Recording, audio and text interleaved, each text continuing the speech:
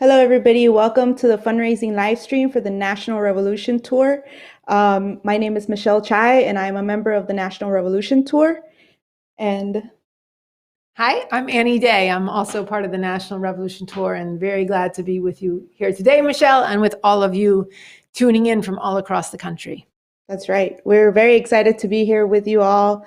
I'm very excited to be here with Annie Day, my co-host, and being here with all of y'all across the country, watching, tuning in.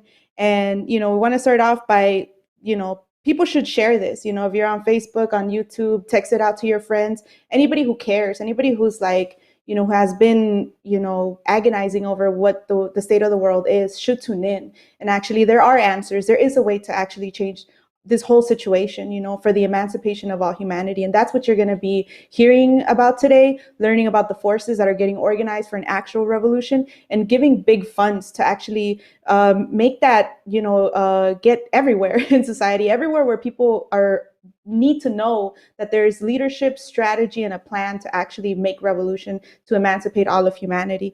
And, starting May 1st, we set out to raise $30,000, and we're almost a third towards that goal. And today we are aiming to raise those $30,000, and with all of y'all's help and reaching out to everybody to actually give big funds to meet this goal. Yeah.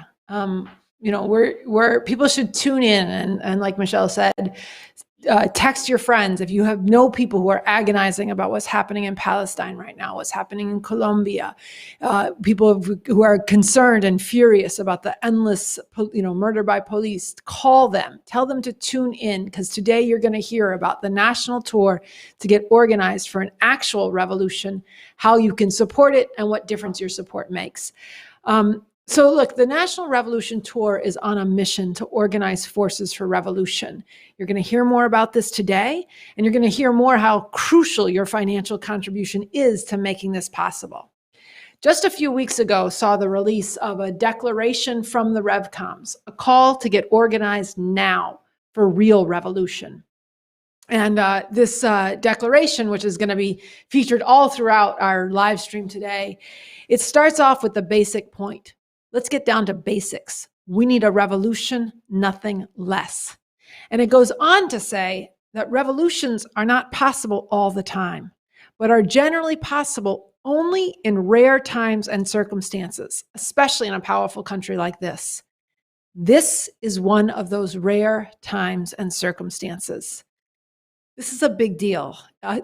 Frankly, it's historic. And we're going to talk today about what's going to be required to really seize on this moment, to get organized for real revolution. And the difference it makes that the national tour is hitting the ground running and involving you, involving people like you and people very different from you, to take responsibility for this revolution with your ideas, your creativity, your determination, your passion, and your financial resources. What this can change, and what it can change even more if we had the necessary funds to scale up what it is we've begun on this national tour. That's right. And we want to start by thanking everybody who's tuning in, right? Thanking everybody who's beginning to get the word out about this live stream, everybody who's already contributed. You actually are a part of a beginning but serious and growing force, determined to bring into being a brighter day for the people here and all over the world. So that's what, on this revolution tour, this is what we're all about, and what we're on a mission to bring others into. Just to give you a little bit more of a feel, and you'll meet some people today that are on this and are part of this National Revolution Tour, and other people who are stepping into it. This is a tour made up of volunteers from all across the country, different ages, nationalities, backgrounds, all on the ground here in Los Angeles, the people who are committed to working full-time to spread this revolution. Because we recognize that it's the system of capitalism, imperialism, that's the source of all of the horrors. They're completely and totally needless. And we're determined, and like I said, on a mission to make a revolution, to bring a whole new world into being. And it's possible. We on this revolution tour were followers of someone named Bob Avakian. He's a revolutionary leader. He's the architect of a whole new framework of human emancipation, a new communism. He's written a constitution for a new socialist republic in North America, an actual plan for how to run society day one after the revolution, a society where humanity could actually flourish, could thrive, let alone to have a rational relationship with the planet and the environment. And we're followers of Bob Avakian. And here on this live stream, you're going to hear more about why, and you're going to hear more about why, if you want to get free, you should become a follower of BA2. We're also going to hear more about what difference it would make if this tour were supported financially so that this work can be made known throughout society. We are part of a national movement for revolution, and it's been pretty inspiring just even in the last few hours and minutes in the run up to this live stream beginning. We're hearing from people from Cleveland, from Houston, from the Bay Area, from Harlem and other parts of New York, people who are contributing funds. This declaration, part 4, which you can read on revcom.us, and like I said, you're going to be hearing different parts of it here today and wielded here today. But part 4 begins, it says straight up, we need to urgently change the situation where not nearly enough people know about this revolution and are with it. We need to get this revolution and its leadership known everywhere. Everywhere. And it goes on to say, organizing people into this revolution means reaching out to all sorts of people, not just where there are protests and rebellions against oppression and injustice, but everywhere throughout society. But if you really think just for a second seriously about what that's going to mean, that requires funds on a major level. And we're going to start hearing now from some of the donors. And this is one of the things we're going to be bringing a lot today at the voices of those of you who've already contributed, people who are stepping into this new. You're going to hear audio, video, and written statements. And people who are deciding whether or not to contribute and how much to contribute, send in a statement. You can write to us at getorganizedforrevolutiontour@gmail.com. It's on the bottom of your screen. There's all the concrete ways you can give on the bottom of your screen: Venmo, Cash App, PayPal. Go to our website, revcom.us. Contribute generously. And like I said, call your friends right now. Have them tune in so they can hear the argument as to why they should contribute and what their funds will go to. So we want to open with a letter from people who, one of the things which we'll get more into today, we're going to have a whole discussion about on this live stream, is a letter from people whose loved ones were murdered by the police. And they are calling on you to contribute to the National Revolution Tour. And one of the people who was part of this letter is a woman named Juanita Young. And she just sent a very generous contribution of $1,500. And this morning she sent a statement as to why she gave. And I want to read that to kick us off. She did this as a matching challenge. So she gave $1,500, and she's calling on all of you watching, listening, tuning in, telling others to match her contribution. So she said this. She says, "My name is Juanita Young, the mother of Malcolm Ferguson, who was murdered by the NYPD in March of 2000. I'm donating $1,500 to the National Revolution Tour, and I'm calling on others to donate to it too, and to match my donation. The Revcoms have stood with me and other families fighting to end police getting away with murdering our children. And through working with them over the years, I've recognized that we're not just fighting for self, but for eliminating all oppression and for humanity. And I've come to understand that we need a revolution." So thank you, Juanita, for the contribution, and others should hear her words and heed her call. Funds are needed for housing, transportation for the volunteers, food so that we can run from early in the morning to late into the night, major printing costs so that we can spread the word of this revolution through flyers, through pamphlets, posters, stickers. And you're going to hear more today about the impact that these materials have on the walls throughout society. This is an essential part of how revolution gets known and engaged. Production costs for the RNL, the Revolution Nothing Less show, whose whose tech crew is producing this live stream today and whose studio we're in. But all this requires funds so that we can have high quality production and so that can give leadership to people all across the country who are stepping into this revolution and reaching throughout the world. None of this is possible without your financial support. And it is the responsibility of everyone who wants to see fundamental change to provide that financial support. This is not about social workers. This is not about saviors. This is a revolution where people themselves step in and take conscious responsibility for the liberation of humanity. And that means you contributing funds to make that possible. So Michelle, why don't you say what's the plan for today for this live stream, and we'll let our viewers know what's going on. Yeah, I mean, I just want to echo all throughout this, as you're going to be hearing, some of our speakers, people should be giving, people should be calling others. If you see a segment that you really feel, you should share that with other people. Tell them what you just heard and tell them why you're giving and why they should give. But today on this live stream, we're going to be hearing directly from the leadership that we have for this revolution, Bob Avakian. And you're going to learn more about the impact this leadership can have if we raise the necessary funds for this to have the necessary reach.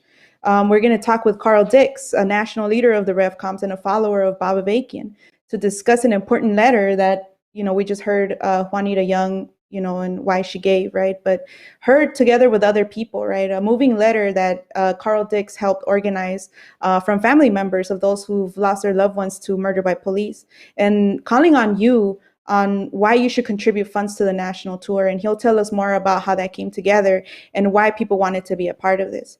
And we're going to be hearing from some of us, the members in the national tour, about the work that we're doing on the ground here in Los Angeles and organizing for revolution in the neighborhoods of the most oppressed, how people are stepping into this revolution, including through contributing and raising money. Thinking about the significance and potential for the revolution in the belly of the beast, right? What we're changing is still at the beginning, but very precious. And you're going to be hearing again from, people just like you from all across the country, who are contributing at different levels. Okay. Well, Michelle, why don't you, look, you're here with us today. Why don't you maybe just for a minute talk about why you think people should contribute funds? Yeah. Well, I wanted to start off. As I said earlier, I'm one of the people that's doing here work on the ground with the national tour, reaching people, organizing the local revolution club. And as some of that work that began to come forward in a meeting where we made some plans for people to, to bake cookies, to do different things to raise funds this week for the National Revolution Tour. At the end of the week, we actually went out to to a market here in Los Angeles, and we set up a table with some, a new volunteer who baked some cookies, who made prints of her artwork, and we were reaching people. And during that outreach, we actually met. I wanted to share the story because I think it's, it brings back to some of the things that we're encountering and the difference it makes when people actually encounter the fact that there is a plan and a strategy, right? And we were out there and we met somebody who, just plainly said, look, I've been in and out of jail, and I hear what you're saying about revolution, but I don't think it's possible. And, somebody who's seen and met a lot of people who have done some really messed up things, and he was saying, I don't think it's actually possible to change any of this. If anything, he said, I don't believe in God, and I don't, but I want to believe in some kind of afterlife where, we can get to a point where we don't have to deal with any of this, where we don't have to see all the horrors that people actually go through, where people can actually just not have to deal with any of this, and he said, so I just think it just all needs to, just let it all go to hell, basically. And this new volunteer stepped in and said, look, I felt the same way that you felt for the longest, and she held up the declaration and she said, but look, after encountering the fact that there is leadership strategy and a plan,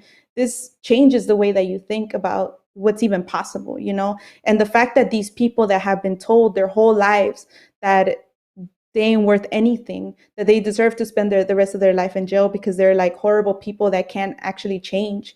When they encounter, the leadership of Baba Vacan. And people have heard me tell this story, but I'll tell it again for those who haven't heard it. But when I came into this revolution, I was one of those people who were told that they weren't worth anything, that all they deserved was a bullet in their brain and a boot up their ass, and hearing Baba Vacan, the leader of the revolution, speaking very powerfully to this, the potential that people have, those at the bottom of society who think that there is no way out of this, that think that their lives and what they do in this world doesn't matter. Hearing Baba Vacan say that, they not only need to transform, but they need to, as a part of becoming leaders in this revolution and transforming themselves as they're transforming other people, and changing all of this, and getting to the point where we can actually do away with this system and bring about a whole different society. This is why your funds are required, for those people that are told that they ain't worth anything, that they can't even begin to hope.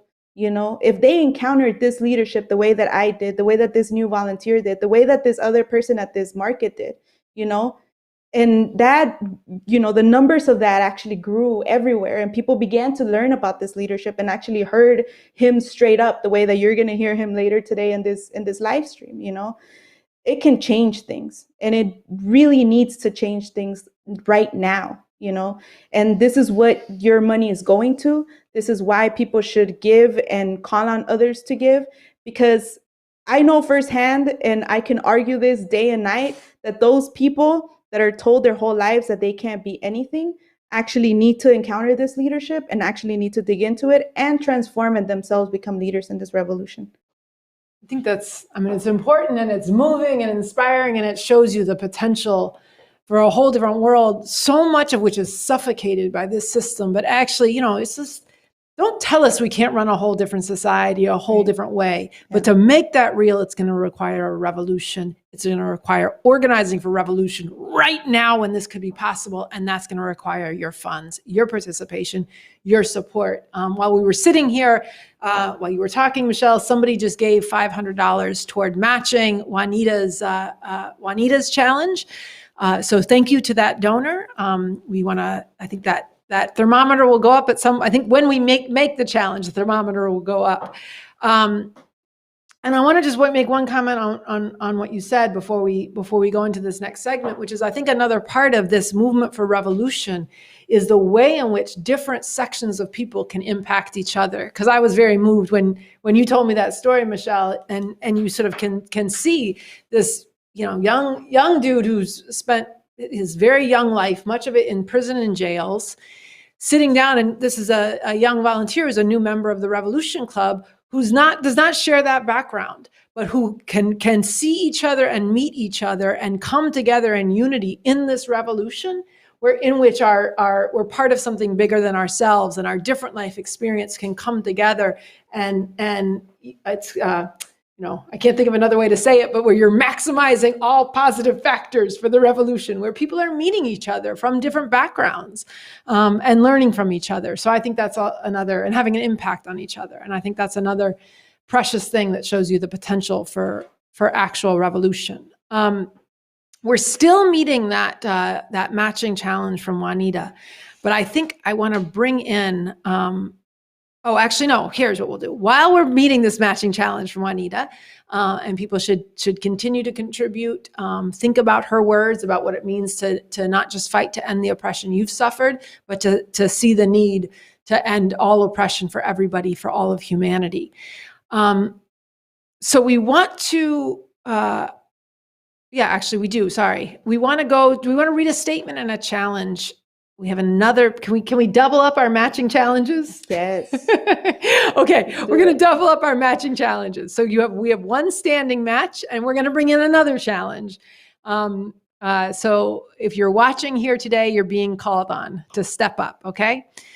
From a lot of different angles. So we're going to read a statement from a mental health professional who's also a supporter of the revolution. And they contribute $1,000, and they're calling on all of you watching to match this. So she said this, she said, what kind of world are you willing to fight for? Are you willing to give your heart and resources to courageous people who are putting their lives on the line to end the oppression, grinding the life out of humanity and the planet? If so, then you should answer the call to donate to the Get Organized for an Actual Revolution tour, and I will match your donations up to $1,000. Give all that you can, because either you live with the horrors of this system or you fight for revolution. Anything else is worthless.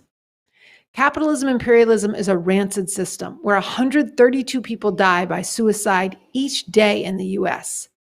800,000 people die by suicide each year worldwide, and depression is the leading cause of disability in the world. 15 million people globally live or work within garbage dumps filled with filth and disease. Literally garbage dumps.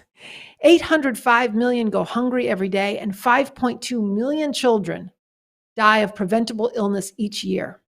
In the US, Black and brown people are shot down for doing nothing at all. Fascists are legitimized, women are raped and beaten, immigrants are terrorized, and hundreds of thousands of people have died needlessly from COVID-19. I cannot tolerate another moment of these horrors. Can you? This is a rare time when a revolutionary force can be brought forward because the system is in crisis. The Revolution Tour represents some of the advanced of the vanguard forces, followers of Bob Avakian, architect of the new synthesis of communism. Hope based on science for a world fit for human beings. The Revcoms are on the move from LA to Times Square, inspiring, bringing the life and the breath of revolution to the masses of people and waking people up for what is possible in this country. We ask you to step up to support the Revcoms and meet this $1,000 challenge. Dare to take action on your dream, a world that reaches for the highest aspirations of humanity. So thank you to the donor for your words and for your contribution, generous contribution. And again, this is a challenge to all of you watching. So I think we're gonna go to our next segment while you're weighing what to give, while you're getting on the phone and calling others, while you're texting your friends and saying, okay, wait, tune in, consider a serious contribution to this tour.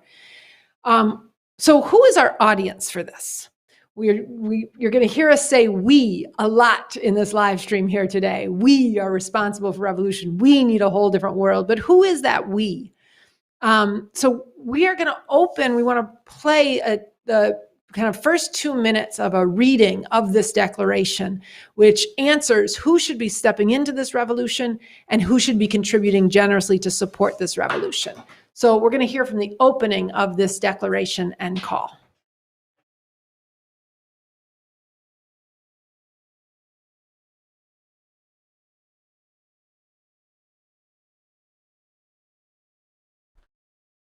From the Revcoms, a declaration, a call to get organized now for a real revolution. Let's get down to basics. We need a revolution, nothing less. To everyone who can't stand this world the way it is, who is sick and tired of so many people being treated as less than human, who knows that the claim of liberty and justice for all is a cruel lie, who is righteously enraged that injustice and inequality go on and on and on, despite false promises and honeyed words from people in power or those seeking power. Everyone who agonizes about where things are headed and the fact that to be young now means being denied a decent future or any future at all.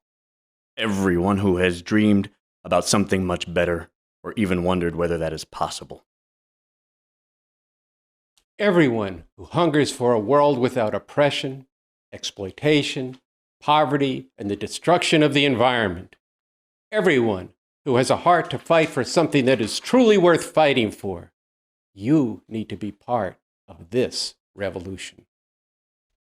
This revolution is not just a good idea. It is actually possible. is this for real? Are we serious about this? And can we back it up? Yes. We are not here to repeat garbage that may be popular, or to spread the lies that are constantly told by the people in power and their mouthpieces in the media and elsewhere. We are here to bring the truth.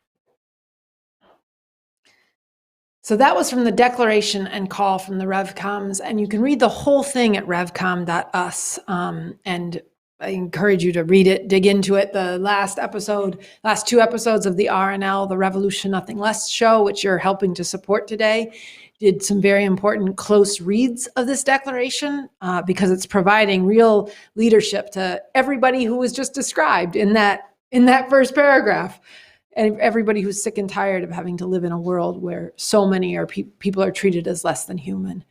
Noche read from that, and you're going to meet him again later today, but he read from that declaration. He said, this revolution is not just a good idea, it's actually possible.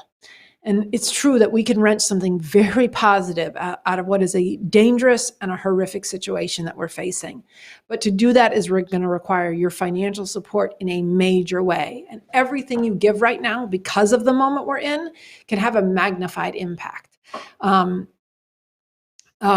So we just got towards Juanita Young's challenge, $820 towards meeting that challenge. So keep giving, keep calling people, and we're going to watch that thermometer go up here.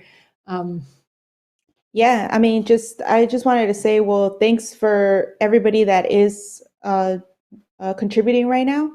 And just off of this declaration, right? We kicked off this whole effort with the declaration beginning on May 1st, a launch pad for really organizing forces into this revolution, as you heard, or will hear described in the declaration. And this was an important beginning.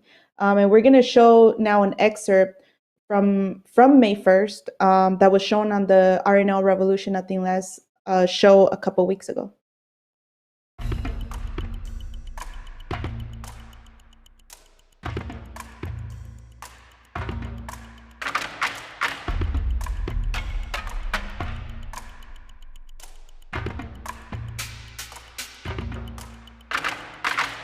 Revolutionary Internationalist, May Day 2021.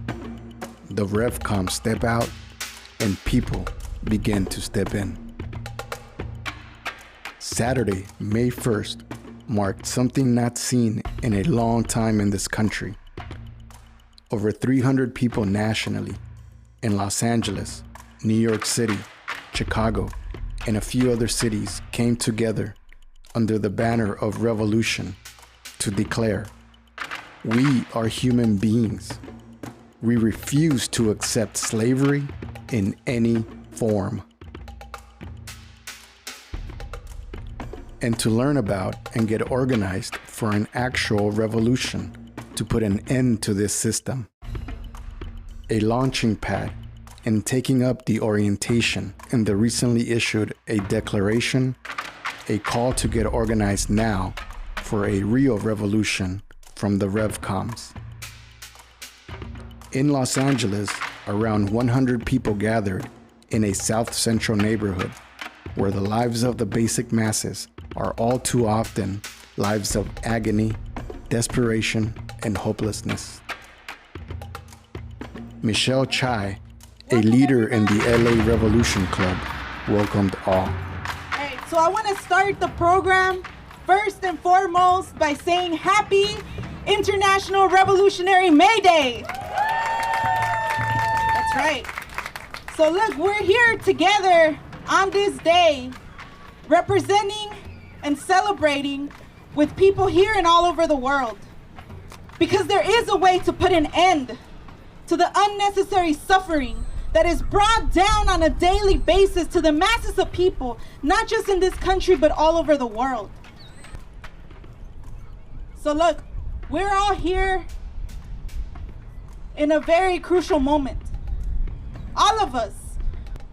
A lot of you responded to that call and declaration that said to all those people that can't stand living in a world where people are treated as less than human, that want to see a whole different world, and felt very deeply, and including many people we heard as we were out in different neighborhoods and different parts of Los Angeles, talking to people about why it would matter to come here today. People told us they're hunting us down. This was young people that haven't even reached 18 that were telling us these things. They're growing up in a world and they're seeing these things. And they're seeing the murder after murder of people. And they're tired of it. And this is why we're here. People answering this call and this declaration to get organized now for an actual revolution, to actually put an end to this. We have a particular responsibility living here in the US. If people got organized for revolution and brought down this whole system and gave people around the world hope that we don't have to live this way, it would change things radically. People all over the world would be inspired to do the same and to bring about a whole different world.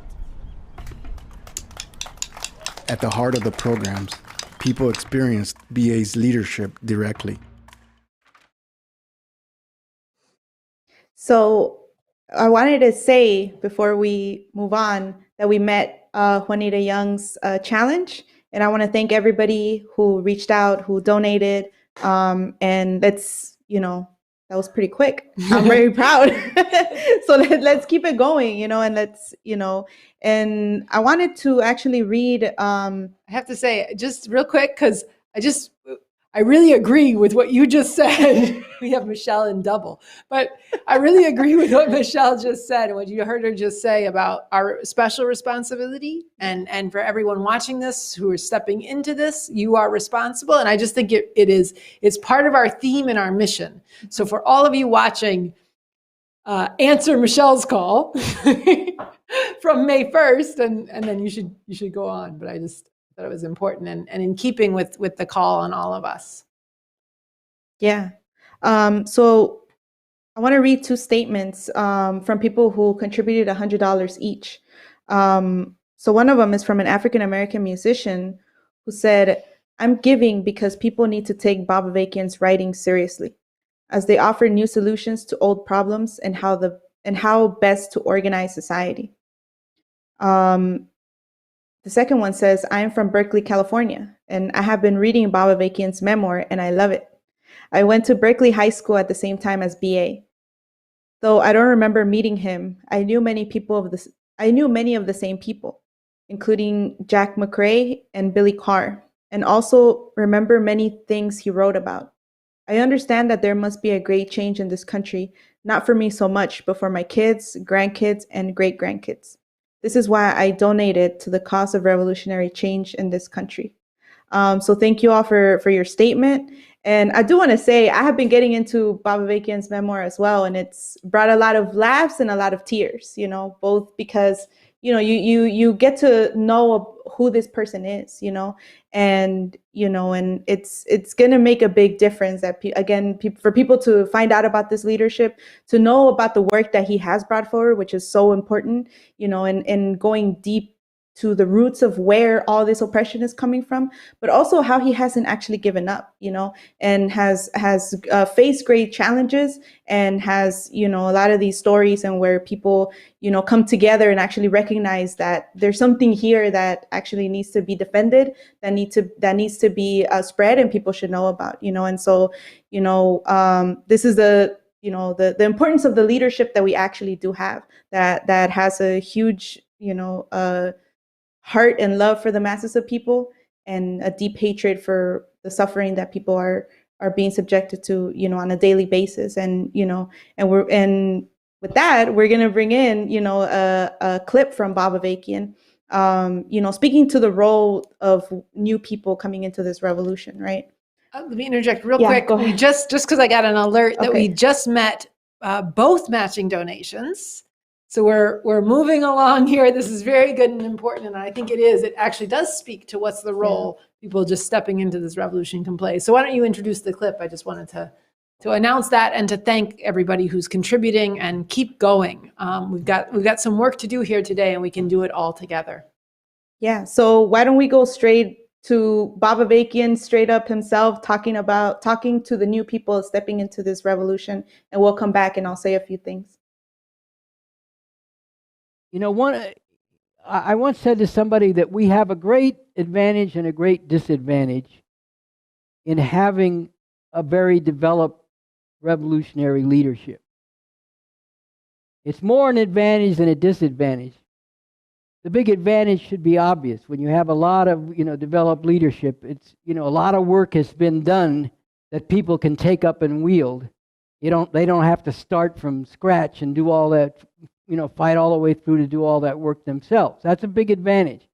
The disadvantage, even though it's not the main thing, it's real, is, for example, when the generation I was part of, when we came forward, we had to fight through to figure out a lot of these things ourselves. We were 21, 22, 18, 19, trying to, conquer the whole world. We didn't. There were other people we were inspired by and learned from, but we had to figure out a lot of this stuff ourselves. Well, we have to find the way to get the right combination or the right synthesis where people have a lot of this rich stuff that's been done that they can take up. But also the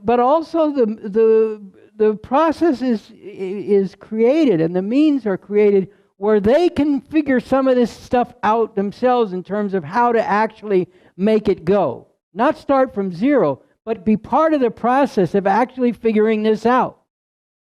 Because that's an invaluable experience. There's nothing like that of actually grappling with how are we going to make this happen together with other people and actually learning as you do. And the more that you do that, the more you want to be part of doing it.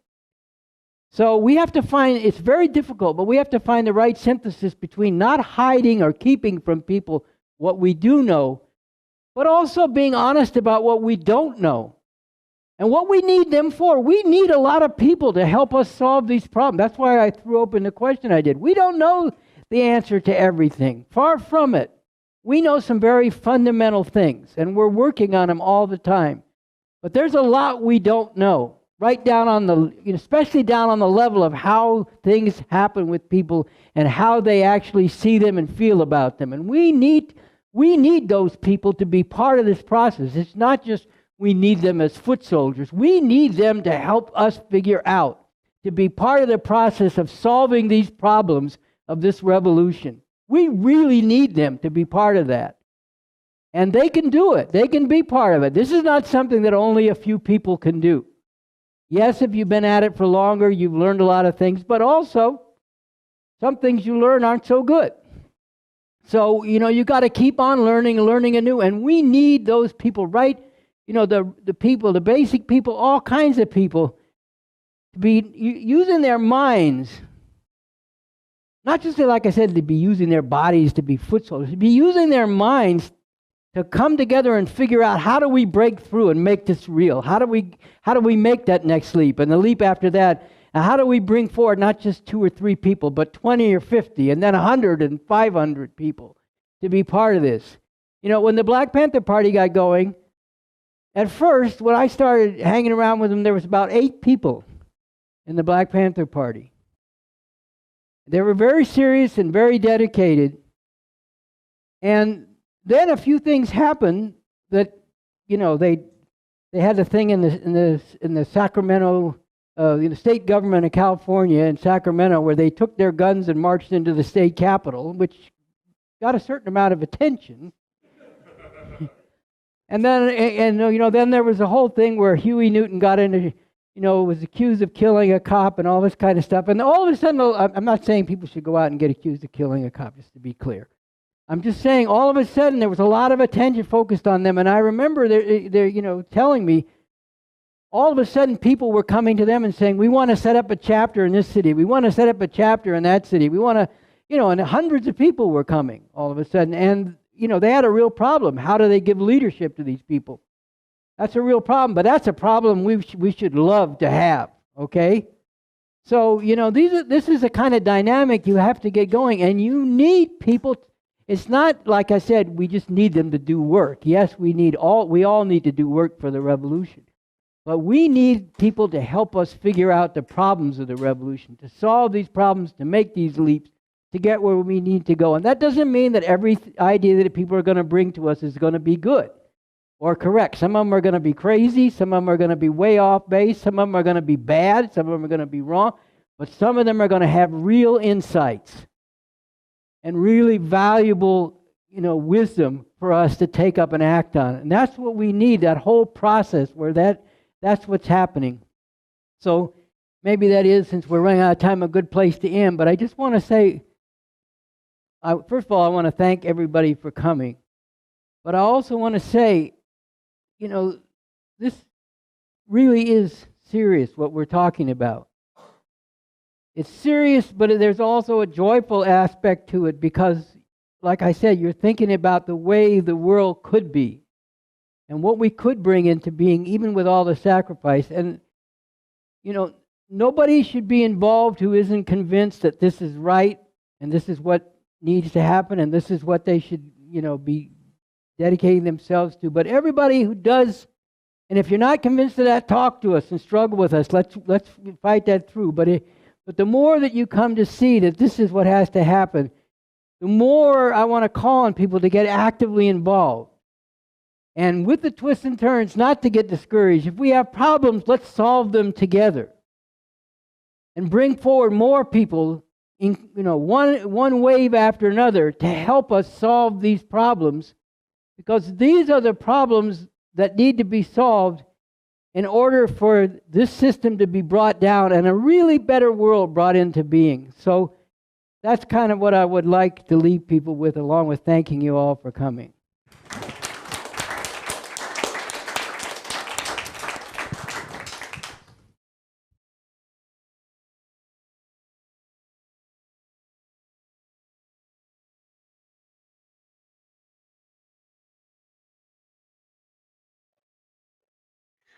I think that's really in keeping with our theme and challenge today. And I just do want to take a minute and say what a difference it makes and how significant it is in this moment to have this leadership, and leadership that is not backing down from his responsibility in recognition of what it means that there is a new communism, that there is a framework for human emancipation, that there's a method that Avakian has developed to actually, like you said, understand the source of the problem, but also the way out, and an insistence that the masses of people themselves are responsible and capable to step in and be able to take that up and apply it, and a very big invitation to all of you. But really being able to scale this up, to reach people with this message, to break through the dominant media. How do you crack the algorithms, which are all about commerce and bullshit? How do you actually break through the ideological stranglehold that you're just supposed to do for self or the family or the people around you? None of this is possible. We can't reach barely beyond our neighborhood if we don't have the necessary funds and resources. So I just, I wanted to say that, responding to the clip we just heard. I don't know if you want to add to that, Michelle.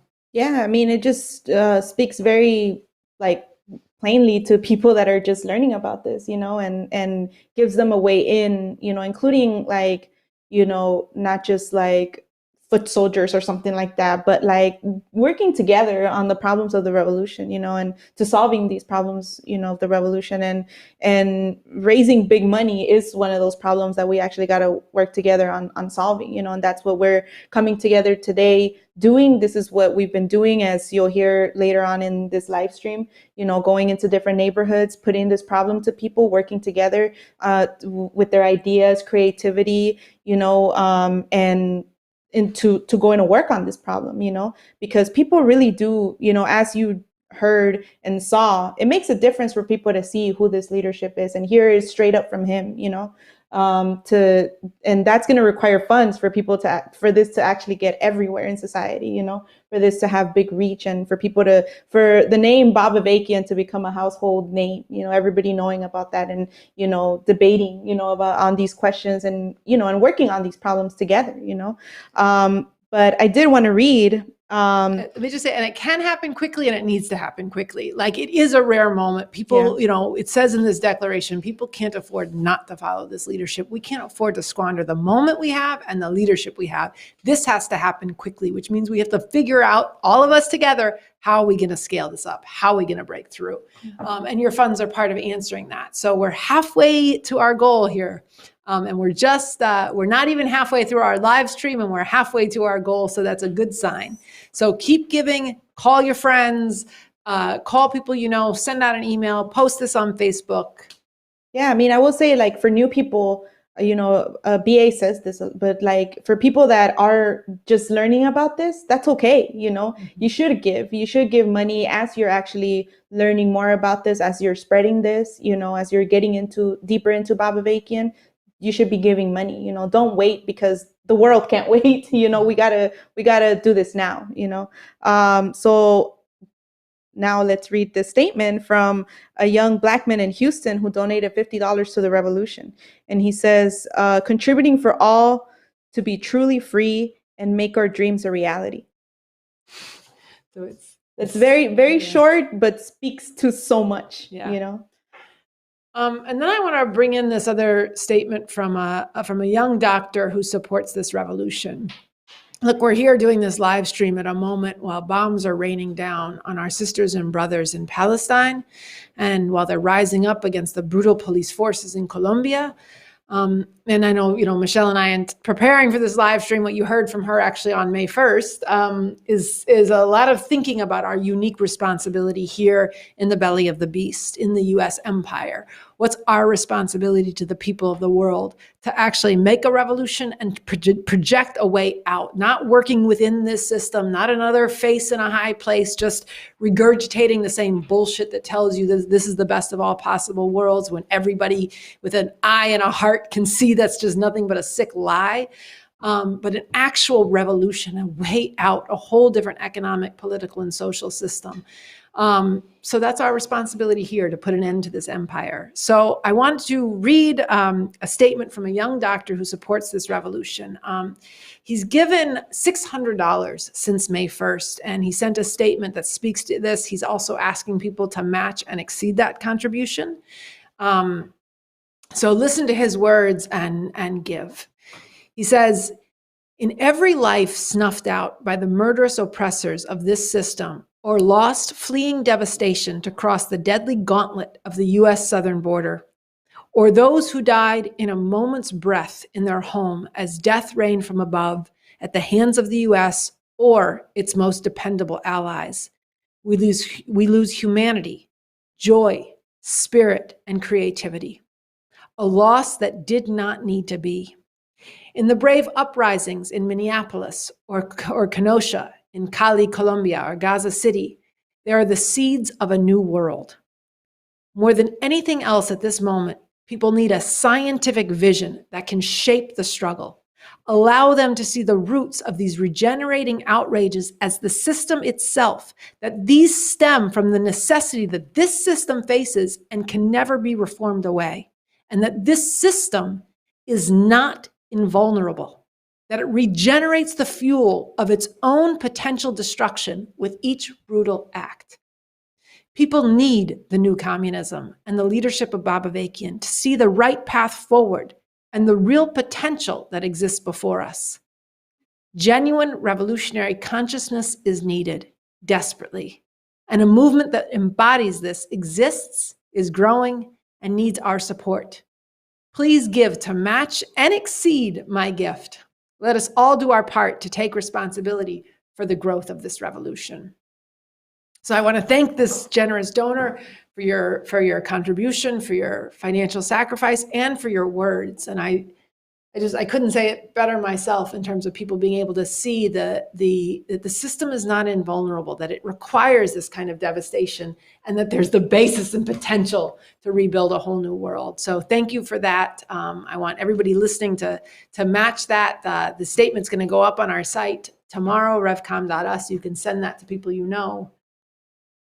Yeah, he gave 200, so we got to match those 200. So thanks for that. And I did want to respond, because this is actually a question that I have been thinking. We were talking yesterday, and just, learning about what's happening in, to the people, in Palestine, and just kind of, those are our brothers and sisters. That's our responsibility, being here in this country that actually backs up, what is happening, what is being done to the people there, that's our responsibility. And, you know, to repeat myself in that clip you watched earlier, we have a responsibility being here in the belly of the beast. You know, imagine if people in this country actually rose up and actually made a revolution and inspired people all over the world, you know, that can't even begin to imagine. Can you imagine what it's like living, you know, in somewhere that is constantly attacked, you know, in an open air prison? Like that's the conditions in which they're living in. And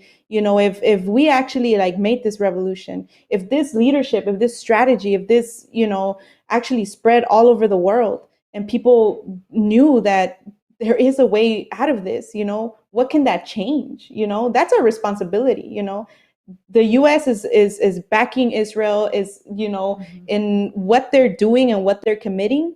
We can't be silent. We can't, you know, and yes, we do need to rise up. Yes, we do need to protest, but we need to make a revolution. And we got the strategy and we got the leadership to actually make that real. And that's what your funds, you know, are going to, you know. This is what you're putting your money behind. This is what needs to spread everywhere. And to echo what this, you know, donor said about, you know, you know, what's actually needed, you know, and what we actually do have. So okay, so we're going to go to our next segment, which is we're excited. So we're going to bring in Carl Dix. Carl Dix is a national leader of the Revcoms. He's a founding member of the Revolutionary Communist Party. He's a follower of Bob Avakian. And he helped organize a letter that you can read on revcom.us, and you'll hear in a second, written by family members of people who lost their lives to murder by police. And their family members are calling on you to contribute to the National Revolution Tour. So we're going to play a video of some of the people who signed that letter reading that letter, and then we're going to bring in Carl Dix to talk with us more about this. Family members of peoples murdered by cops call on you to donate generously to the National Revolution Tour.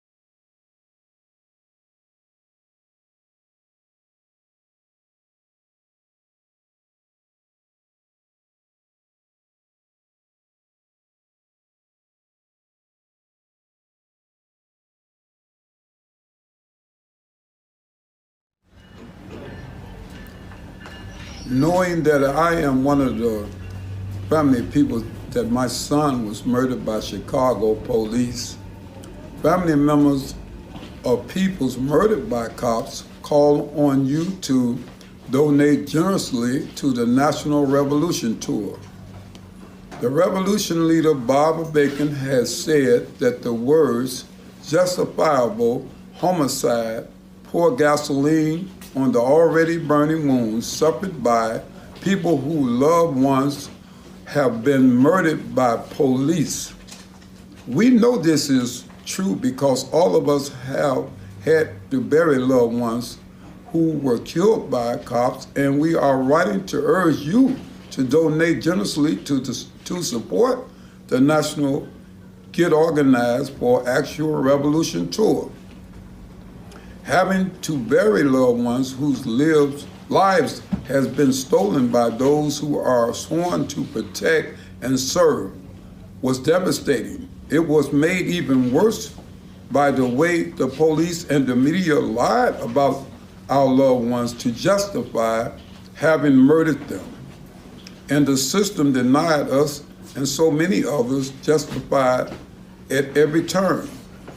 All this made clear to us that fundamental changes was needed to end murder by police and other horrors This system forces so many people to suffer. And this tour is all about fundamental change, making revolution.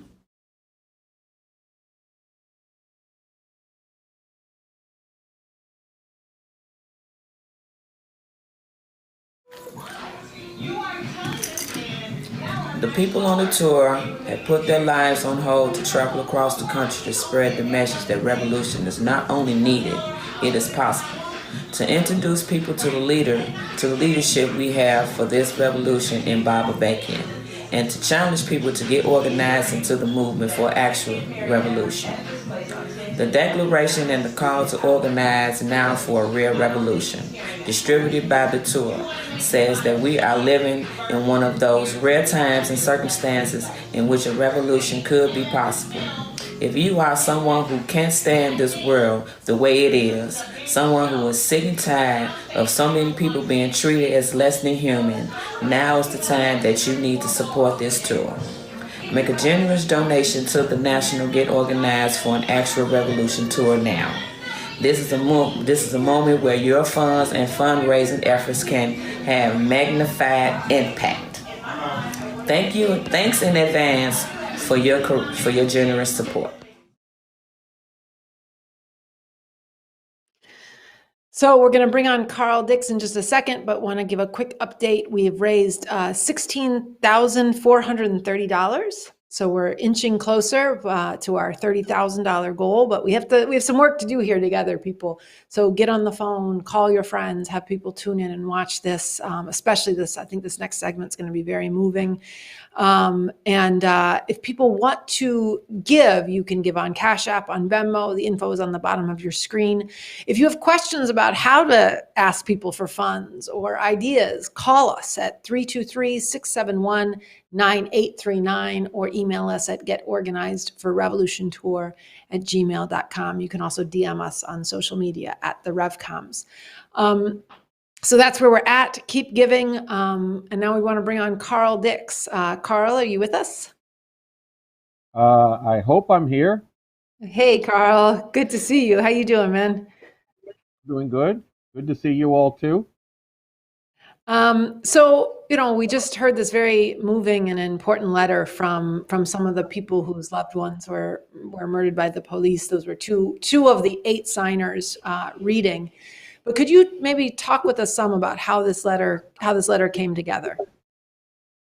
Well, when the call was issued for fundraising for the National Revolution Tour, it was like, okay, who are all the people we need to go to contribute to this? And on the one hand, you think about, well, who are the people with money who can make significant contributions? But also, who are the people whose hearts would be with this? And one important section of people who came to mind were some of the people that I've worked with over the past decades, the stolen lives families, who have had loved ones stolen from them by murderous police. We felt this was an important section of people to go to, and so I started getting on the phone, writing to people, and I got some very good responses from people about, yes, we should do this. And some of them were saying, look, I'm not in position to give any money, but if my voice could help motivate others to do so, then I want my voice to be heard.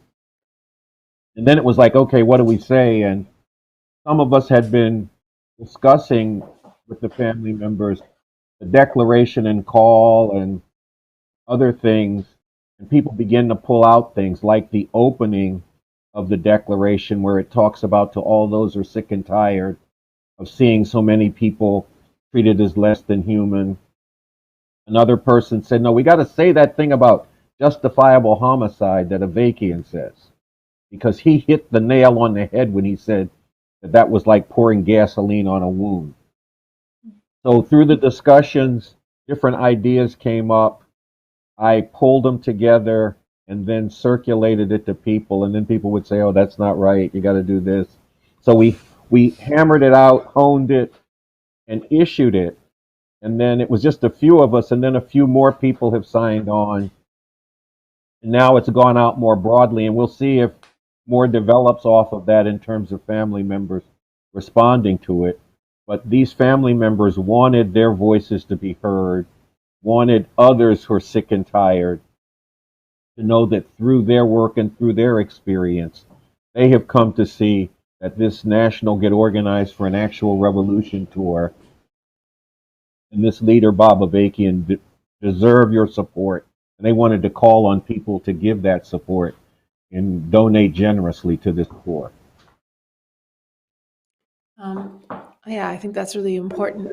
Maybe you could give us a sense of what's some of the texture of, or some of the examples of why people wanted to sign this letter. What was the experience? What was their thinking that fed into this, and to them seeing that, I mean, it was in Juanita's statement that I read that we opened this live stream with, about seeing not just the need to stand up against the suffering that they have had to deal with because of the loss of their loved ones, but coming to recognize that there's a whole system at the root of that. But maybe you could talk some about the texture of that, what you learned and what you were moved by in the process.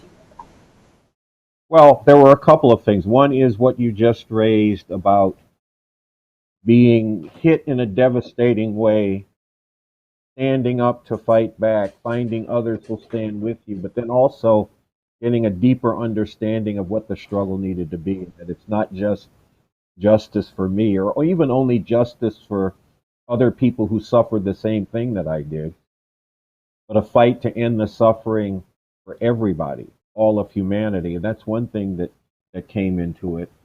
And then another thing was the combination between these Revcoms have been there for me. They've stood shoulder to shoulder with me in this fight. They're not just talking about justice. They're in the streets for justice. Sometimes they end up in jail for justice. They're serious about this, and they have fought through on this. And these people deserve your support for that reason, but also their experience in how police have murdered people again and again and again, and have gotten away scot-free after doing it again and again and again, which has helped them to see that, no, we got to stop this, and stopping this means we got to get rid of this system. We need fundamental change. We need a revolution. And that's what this force is all about. And that's what this leader is all about. So those were things that came through in the course of this. And, it kind of underscores that sometimes when you're struggling with people and like this, you're thinking things aren't getting through to them, but they're actually understanding, both through the course of struggling it through with you, but also through the course of their own life experience, and coming to see the depth and scope of the problem that we're up against, but also seeing the kind of solution that is needed for it, and that is possible and deserves your activity, your involvement, and also your support, including financial support. Well, thank you for that, Carl. If there's more testimony or texture you want to bring in, if there's more stories or examples to illuminate that, you can speak to that. But then also, if there's any final words you want to say about why you think people should, Carl, about why you think people should answer their call. Well, I mean, one thing that came through, and I kind of spoke to it in general, is the Revolution Club. Those are my people. If they're on tour, I got to support them, because when I put out the call, they have come, and they have come seriously. And that was something that came from a number of those people. And look, I guess in a sense, it's in the Declaration where it says this is one of those rare times, and gets into why it's one of the rare times when revolution is actually possible. And you look at everything that humanity is up against, from Palestine to the environment to what is still going on in the southern border of the U.S., the attacks that are still coming down on LGBTQ people, and continuing police murder and all the rest, there are a whole lot of people who are sick and tired of all of this, and they need this message. And some of them know they need a message like this. They just don't know this message, and a force carrying it is out there. So we have to really step up our efforts to get this message out to as many people, to get this leader and the leadership we have for this revolution known by many more people. And this fundraising effort is a crucial part of that. You know, because one thing people would say is, well, you know, if you take a bunch of people and they put their lives on hold, leave their jobs and homes, it'll take some money for them to function. You don't want them to get out in LA and just be stuck there and not able to do anything. So you got to give them some money. But then they decided, well, let's phrase it this way.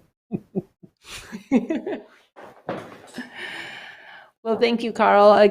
Anything else you want to say to our audience before we let you go? Well, just answer this call from these family members as part of answering the declaration and call from the Revcoms. That's it. All right. Well, thank you. Thank you for joining us today.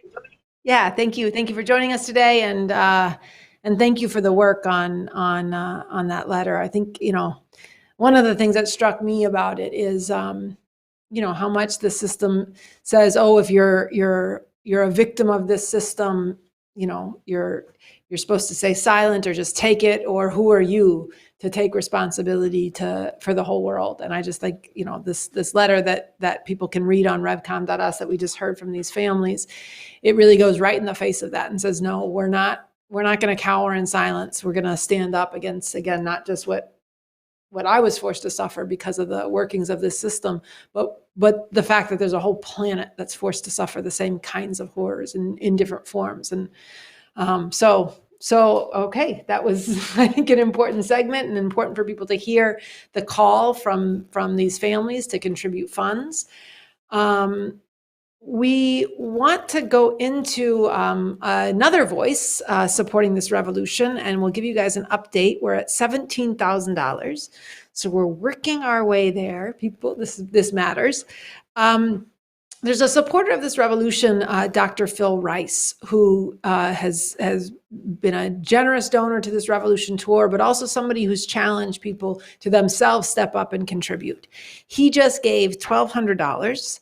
And this is a message that he sent into the Revolution Nothing Less show, which we want to play for you here. And again, we think people should heed this call and also spread it. And you can find this video at our social media at the Revcoms. But let's hear from Dr. Phil Rice. Hi, my name is Phil Rice, and I, like you, yearn for a better world, and I'm ready to fight to bring that world into being. The declaration is a call to action, but not just any call to action, but a call to get into the revolution and get organized now for a real revolution. We are going to boldly take this declaration to all those who yearn for a better world, but we must just as boldly struggle with everyone to fund this revolution. Simply put, we can't go to where we want to go without raising the funds needed to get there. We can't get to where this time in history demands that we go if we intend to emancipate humanity without the needed funds to get there. Asking for donations and ongoing donations is a key part of revolution and bringing this declaration to fruition and life. Fundraising has to be part of how we bring people into organizing for a real revolution. And those that we bring forward as part of organizing for a real revolution need to embed this understanding and practice as they bring forward others. To not do this, to not have this as our standard practice, implies that we're not serious and not up to the task at hand, because people understand that you can't do something as momentous as this without funding. We have to fundraise commensurate with the seriousness of this moment as we take out the declaration. We must fundraise in the course of bringing people forward and building the movement. The whole world is watching and is hopeful. So let's get with it and make fundraising a key part of organizing and bringing people forward for revolution. Okay, well, you heard from Dr. Phil Rice. This is serious, and you know, because it's serious, it's going to require funds. It's going to require your support and participation. So thank you for that video. Thank you for that donation. And you know, I think one of the important parts of this movement for revolution, again, is the way different people can speak to and respond to each other, all organized together in a national network for revolution. So Dr. Rice issued that video challenge a few weeks ago, and in response, we got this from Houston. Someone said, it's a message from a manager of a convenience store in Houston who contributed $17 himself, but also put up a donation jar for the revolution in his store. And he said this, he said, I just heard Dr. Phil Rice's message about fundraising for the revolution. I'm doing my part, donating and encouraging others to donate. I have a fundraising jar at my job. I encourage people to donate and to read about it. He said, I'm not good with words, but this sounds pretty good. He said, I'm not good with words, so other people can do other things like motivational speaking or go to marches and spread the word. I am for humanity first. That's a big thought, and it's what this whole revolution is about. Everyone together for this common goal. And I also think the way, look, you know, some people can give $1,200. Some people can give $10,000 and $20,000, and you should. And we should meet with you seriously, people who can give more resources, to talk about what your resources can go to that can make all the difference. But everybody can do their part, whether you can give $1,200. Statement before we go to our next segment. This is a woman from Trinidad who contributed from Chicago. And she said, why I fundraise for the revolution is because I'm tired of this system and how it's working against you. Fundraising is necessary for the work that the Revolution Tour and the Revolution Clubs are doing, because they're getting out the message about Bob Avakian and the revolution to masses of people abroad, internationally as well as in the US. They need food. They need bullhorns at rallies, ink and paper for printing. We need to come together with the Revolution Club to do what we can to donate to this tour. We need to engage more of the young people so they really can know what the money is going to. The importance of fundraising allows us to meet with the youth one-on-one or in groups on the street to educate and recruit them to the revolution. Once educated, they cannot unknow. Hence, we have to educate them about the revolution because they are the future. So thank you for those statements, and thank you for the contributions. We are at $18,280. So we're getting there. We've got more to go. Call your friends. There's some important segments coming up in this live stream where you can hear more about the work of the Revolution Tour. So why don't you speak to that, Michelle? Yeah, I'm just really appreciating all the different voices that, you know, we're hearing all coming together from different parts of the country, from different backgrounds.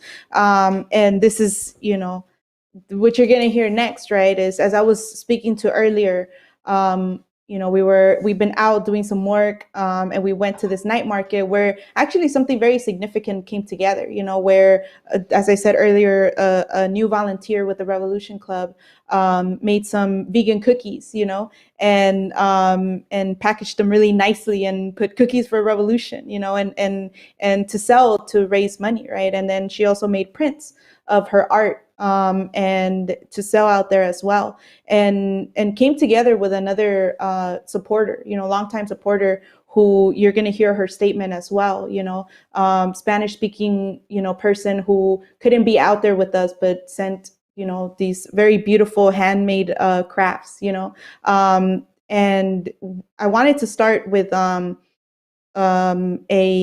statement from this young woman, you know, this person who is the new volunteer with the revolution, who made these cookies, and you're going to hear from her own words why she's contributing. So let's go to that.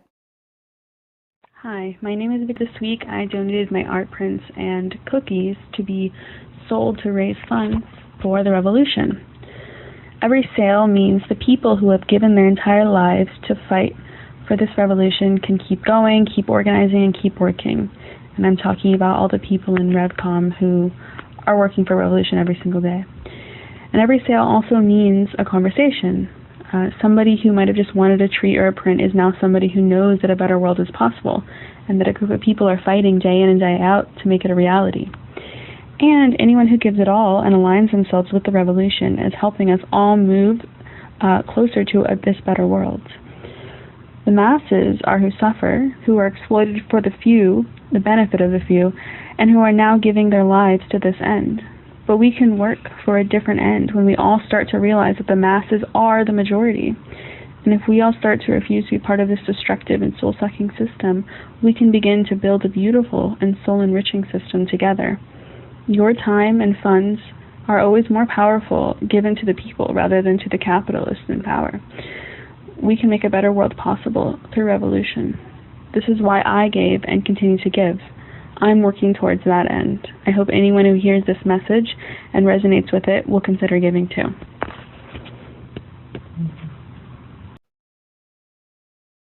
Okay, so as we were playing this statement, we just got word that the same volunteer just donated $50 more because she said that this live stream is inspiring her to give, to give what she can in the form of money. And she sends us all her love, and we send her back our love and our appreciation for this, and together with that, right, and some of the footage that you saw, some of the handmade crafts, this other supporter, I'm going to read her statement in Spanish, and then I'm going to translate it. Her statement was sent in Spanish. So she says, "Buenas tardes a todos. Este movimiento de revolución es muy importante para la humanidad. Por eso yo he decidido donar unas manualidades para apoyar y recaudar fondos para seguir avanzando este movimiento de revolución. Soy una persona con ciertas limitaciones físicas que me impiden estar en protestas apoyando lo que estos muchachos están haciendo. Pero como ellos dicen, hay muchas maneras de contribuir y apoyar esta revolución. Yo seguiré contribuyendo de diferentes maneras y les pido a todos que los apoyen también. Donen y sean parte de esto porque la humanidad y el planeta lo necesita." So she says, "Good afternoon, everybody. This movement for revolution is very important for humanity. This is why I've decided to donate some handmade crafts to support and to raise funds to continue advancing this movement for revolution. I am someone with certain physical limitations that stop me from going to protest and supporting what these young people are doing. But like they say, there's many ways to contribute and support this revolution. I will continue to support in many different ways, and I ask you to do the same, to donate and be a part of this, because humanity and the planet need it." So thank you, muchas gracias to this supporter who made this statement and, has made these really beautiful crafts to be sold at these markets for people to actually, there's somebody who doesn't have a lot of financial means, but was able to contribute her time, her talent to actually, making some things to be sold and raise money. And it's a very important contribution and very important what she understands around like different ways that people can step into this, even if you can't be on the ground every day out with us, So this is very important. Yeah, and I think it's a reflection. Look, this is how we build up the organized forces for revolution. Everybody can do something, and what everybody does adds up and it matters. This is a fundraising live stream here today. We're not getting into all the content of why revolution is necessary, why revolution is possible. This is important work people watching should get into themselves, to get into the work of Baba Vaki, and to go to revcom.us to subscribe and watch the RNL, the Revolution Nothing Less show. But what we are trying to bring home here today is the potential for revolution as evidence through how we can come together through raising the funds, through taking responsibility for that whole different world. And you see it in these statements. You hear it in people's voices, and we're going to bring you more of this right now. I want to play. Okay. This next segment is kind of it's the centerpiece of our live stream here today. We're going to bring in a minute a few people who are part of the National Revolution Tour. Noche Diaz, who's the national spokesperson for the Revolution Clubs, is going to interview Lucha Bright, who's on the ground here in South Central in Los Angeles. She's a part of the National Revolution Tour, and my co-host, Michelle Chai. And they're going to talk together with you about their work that they're doing with this declaration and call from the Revcoms, how we're building up the organized forces for revolution, how we're carrying forward off of, you saw some of the footage from May 1st, to really make a leap in forging a force that's serious about taking this all the way. And part of that is going to be building up those forces for revolution through kind of you all seeing what they're doing on the ground, but also that being projected and being supported so that we actually can scale this up, so to speak, so that people can find out about what we're doing here, but also so that it can amplify and grow and spread. So before we go into that, we're going to play several clips. We got a number of video statements. We're going to play 2 right now from people from New York who are part of contributing funds, but also part of organizers themselves to raise funds for this revolution, and a woman from the Midwest who gave a short and very heartfelt, important statement about why she contributed $20. So we're going to see those videos back to back, and then we're going to come back and have that conversation about what the tour is doing on the ground and how you can support it and what difference that makes. And one of the main things that really attracted me to the Revolutionary Club was that this is for all of humanity. This isn't just for a select group of people, or this isn't just for the oppressed to finally have the win and get their piece of cake.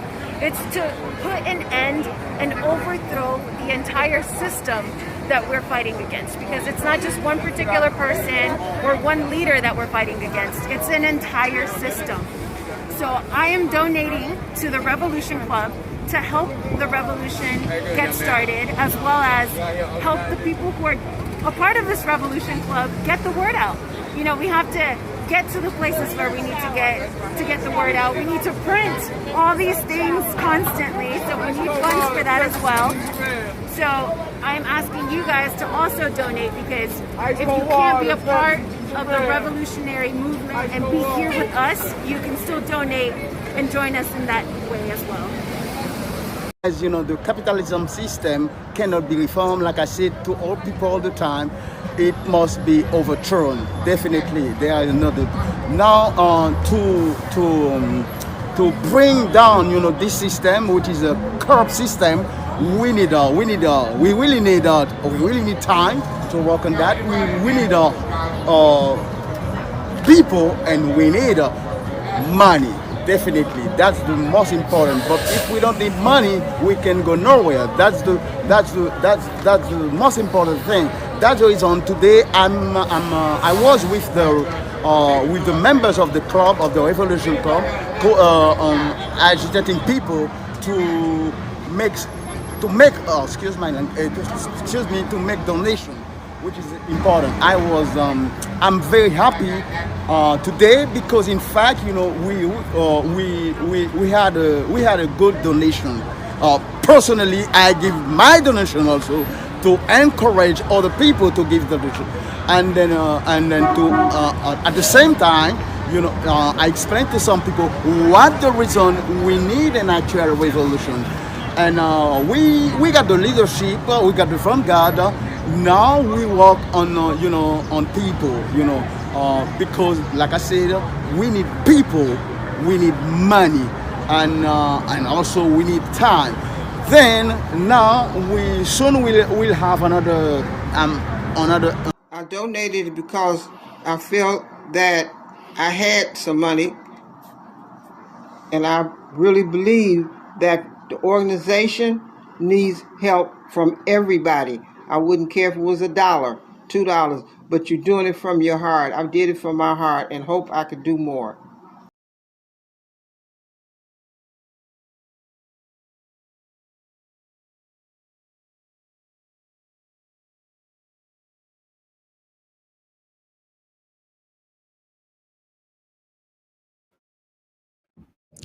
How you doing? I'm No J Diaz. I'm really glad to be here as part of this live stream. It's been very moving already, and we've accomplished important things, but we still have a ways to go to reach this 30,000 goal. And I am counting on all of you watching and those you're going to share this with to get us over that, that hump. So I want to now move us to talking about a little bit about how the Revcoms have actually been taking up this declaration and call to get organized now for a real revolution.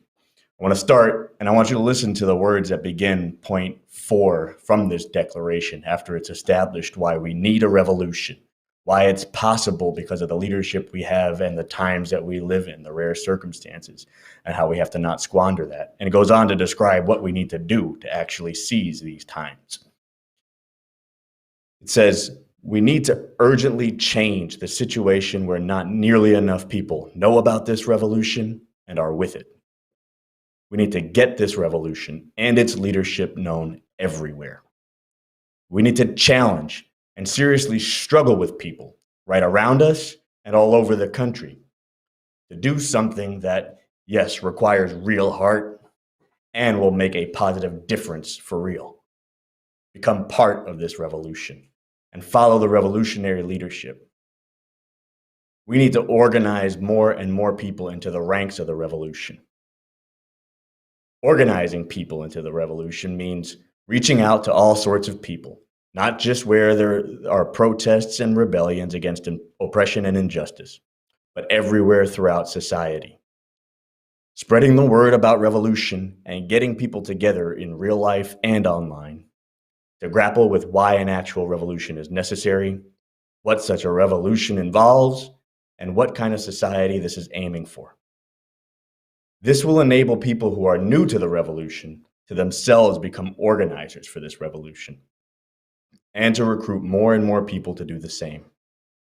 On this basis, and through the growing ranks of the revolution acting together as an increasingly powerful force, it will be possible to attract and organize the necessary numbers and build up the necessary strength to be in the position to do what needs to be done.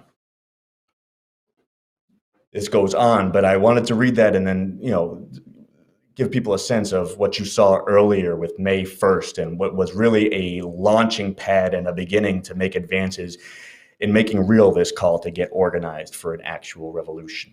The Revcoms in cities across the country and in different places where we have reach went out far and wide to spread the word about this declaration and call and to manifest something really special and powerful on May 1st.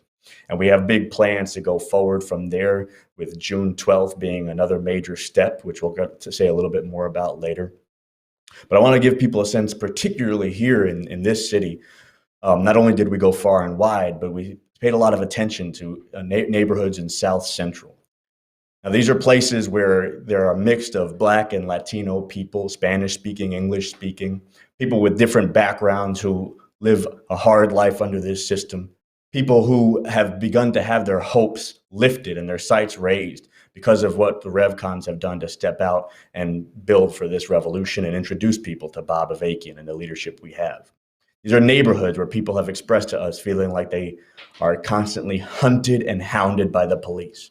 People who have opened up and talked about having loved ones murdered by police and having lived with the grief and guilt that they feel for years, not knowing why, or having loved ones locked down in the hellholes of mass incarceration in this country. And in these neighborhoods, we've not only gone to people with the word about this revolution, we've begun to organize people into that, including over this last week with important steps in involving people and raising the funds that are needed to actually make this revolution. So we do want to actually have you hear from some of them right now. So we're going to play a short clip and audio of 2 people who have been part of this neighborhood and who have been part of donating to this revolution. So let's have that. Okay, making a small donation to the revolution. I feel like everything requires some kind of donation, no matter what it is. If you're trying to get something done, you're going to have to make some kind of donation because that is what it's going to require. Got a lot of, it's a lot of stuff going on out here in the streets of LA and everywhere. You got unjust police shooting. You got people getting beat down, mainly Black people, people of color. And, the revolution is very much needed. I think people should donate to the revolution because it's the revolution is something that we all need. It's real bad. it's really bad. I'm not going to get into the details of what's going on. A lot of people already know, but it's really bad, and we need to donate to the revolution. Hello, it's the Revolution Club.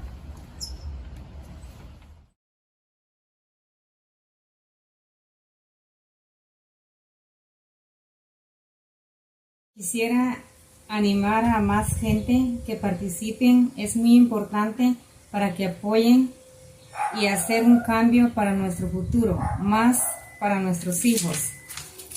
Invito a otras personas para que apoyen la causa de revolución. Es un beneficio para nuestra comunidad, nuestros hijos y el futuro de nuestros hijos.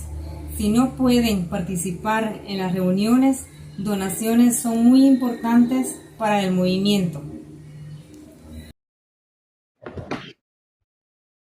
How you doing? We're back. I'm here with Michelle and Lucha, and we're gonna, get into this a little bit more. But I want people who are watching to know, over the last week, we've raised over $200 in that neighborhood where those two statements came from. Michelle's going to tell you a little bit about what the Spanish language was for those who don't speak Spanish. But I want people watching this to know this is a place where $220, which I believe is what we raised exactly, is no small amount for people in this neighborhood. And for those watching, we should aim to match $5 for every one that was raised by people in this neighborhood and get to 1,100 by the next 15 minutes. Okay, as you're hearing this brought alive by our comrades here, but we should really aim to match what people have actually put into taking responsibility for achieving the hope that was raised through this revolution and encountering this leadership. So, Michelle, why don't you let people know what they heard from the Spanish language? Yeah, statement.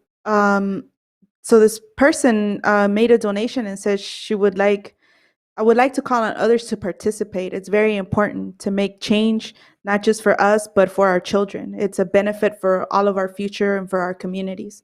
So that was her statement, and gave a significant amount of money to this revolution. Okay, so now I bet the audience would like to hear a little bit more about what some of those scenes that people were seeing have actually been like in terms of going out to these areas and working to bring people into this revolution. Why don't you help bring that alive for people? Okay, well, starting as you were talking about, even going into May 1st, we actually did a lot to go through to get the word of revolution everywhere and to call people into this revolution and to get that declaration known and, and start to bring people forward, get people organized into this. Actually, Michelle has an experience when we were just even going through putting up posters that started to bring people into things. And so maybe you could start with that and we could talk some more about it. Yeah, there's this poster we were putting up in the neighborhood of a quote from Bob Avakian, the 3 strikes, where he talks about like the history of Black people in this country, what they have been subjected through from, slavery, Jim Crow, Ku Klux Klan terror. And it has images of George Floyd, of Emmett Till, and it's a very, it makes you really feel, what it's been like to be a Black person in this country, and we were putting up those posters, right? And the quote from Bob Avakian actually says, that's it for this system, 3 strikes and you're out, and we were putting up these posters, and a person was really struck by it, by the images, and they were riding a bike and they like stopped on their tracks and they came back and said, wait, is that Emmett Till? And they recounted like being young and seeing the images of Emmett Till, and for people that are not familiar, it's a very graphic video.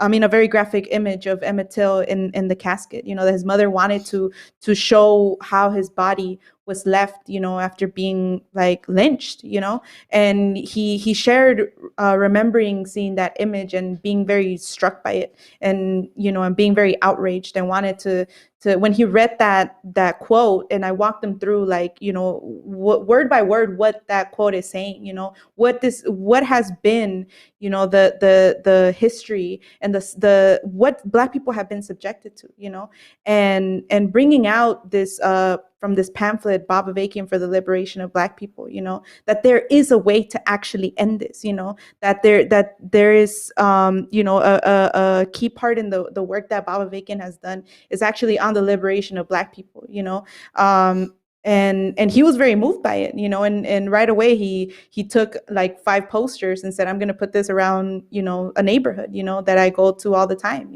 and he did, he began to put up the posters. He, as they were being torn down, he put them back up, he made contributions, that was a very important, just, and actually on the spot, right after I walked him through that poster, a friend of his walked up and he walked him through the same thing that I had walked him through, he said, these people are saying that there is a way to put an end to the oppression of Black people. And he walked them through that poster. And Yeah, I want to say a little bit more about it. Please say more. I just want the audience to imagine this every time you hear us say that we need the funds to get posters and flyers. All right, these are things that are needed to be able to enable these kinds of people to be able to do what needs to be done. So please, continue. Yeah, so here you had somebody who was looking at this poster, who decided to step into this by putting up that poster himself. After Michelle walked through it with him, he started to walk through it with other people, even as he was putting up the poster. And then we got back together, and that declaration begins with saying, one of the things right from the beginning, it says, if you hate the world the way it is and people being treated less than human, you need to step into this revolution. And he responded to that challenge. And when we talked to him about May 1st and the way that May 1st was bringing people together to get organized for revolution, he decided he had to be there. And he came to May 1st and heard, the speeches there, and got together with people there and got more posters while he was there, because he saw the importance of spreading the word of the revolution, and went and took those posters and, went back to the neighborhood where he was from and put more posters up. In following up with this person, and this is something that this is one person, but it also concentrates something bigger. He started to get more deeply into the declaration and what the revolution is about, and was challenged and was, wanting to much more clearly see the need for people to work for this revolution, that we have to overthrow this system. And, and he was raising, look, there's not that I don't see enough people that are serious. I don't see enough people that are willing to sacrifice.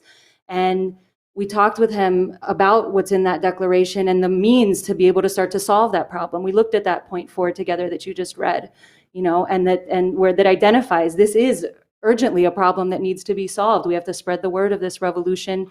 We have to let people know about it, and we have to struggle with people. And off of that, he decided he wanted to contribute to the fundraiser. And he also got a deepened appreciation of his own role in this. And, when he thought about it and we walked it through, where he's been putting up posters, in some places people have taken down the posters, and he's been determined that those posters need to be seen and put them back up. He talked to friends of his and brought one of his friends into meeting about this and talking about this and getting involved in this as well. And he made this donation and made this statement. And he recognized as we walked through it, oh, actually, maybe I haven't done so bad here on actually recruiting people into the revolution, and starting to see how that happens in his own participation in that. And then he decided to actually also be part of going through the neighborhood, knocking on doors together with a team of a bunch of us that were doing that to involve new people into this. And this is something, I think that's new and important, and, and shows us something about what's happening and what's changing.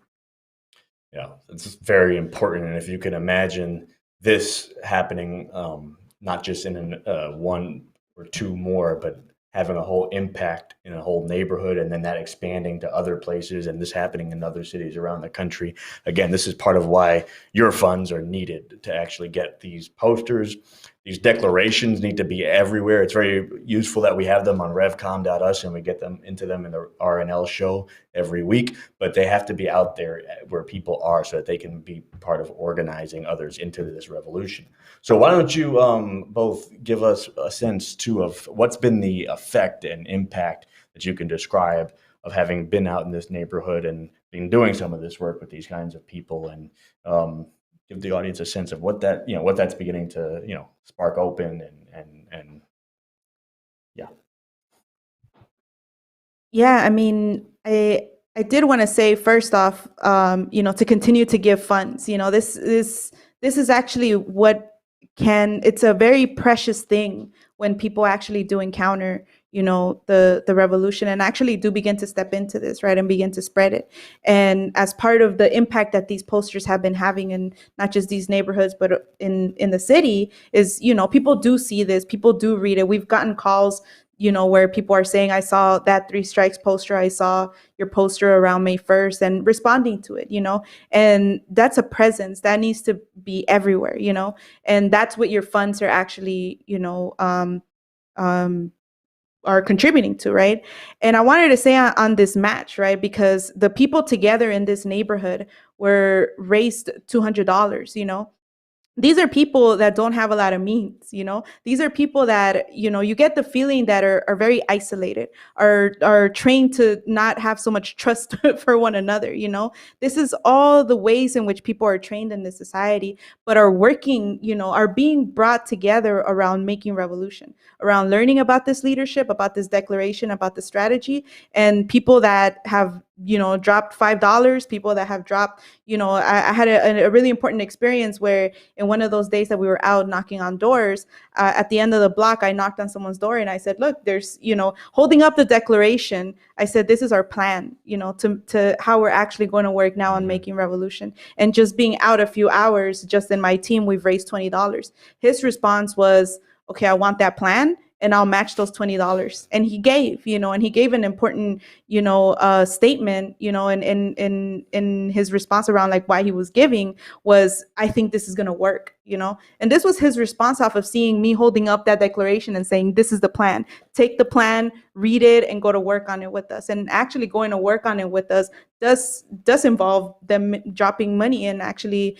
spreading this and getting into this, so this is what is actually being brought together, in a time when people are told to just look out for themselves, to distrust each other, to, whatever, they're being brought together around this revolution. And $200, from different people, that's a, people should match that, people should match that by 5, by more, if you have that, more means than that, give more, but this is actually, people recognize that this actually has potential and they're putting their money behind that,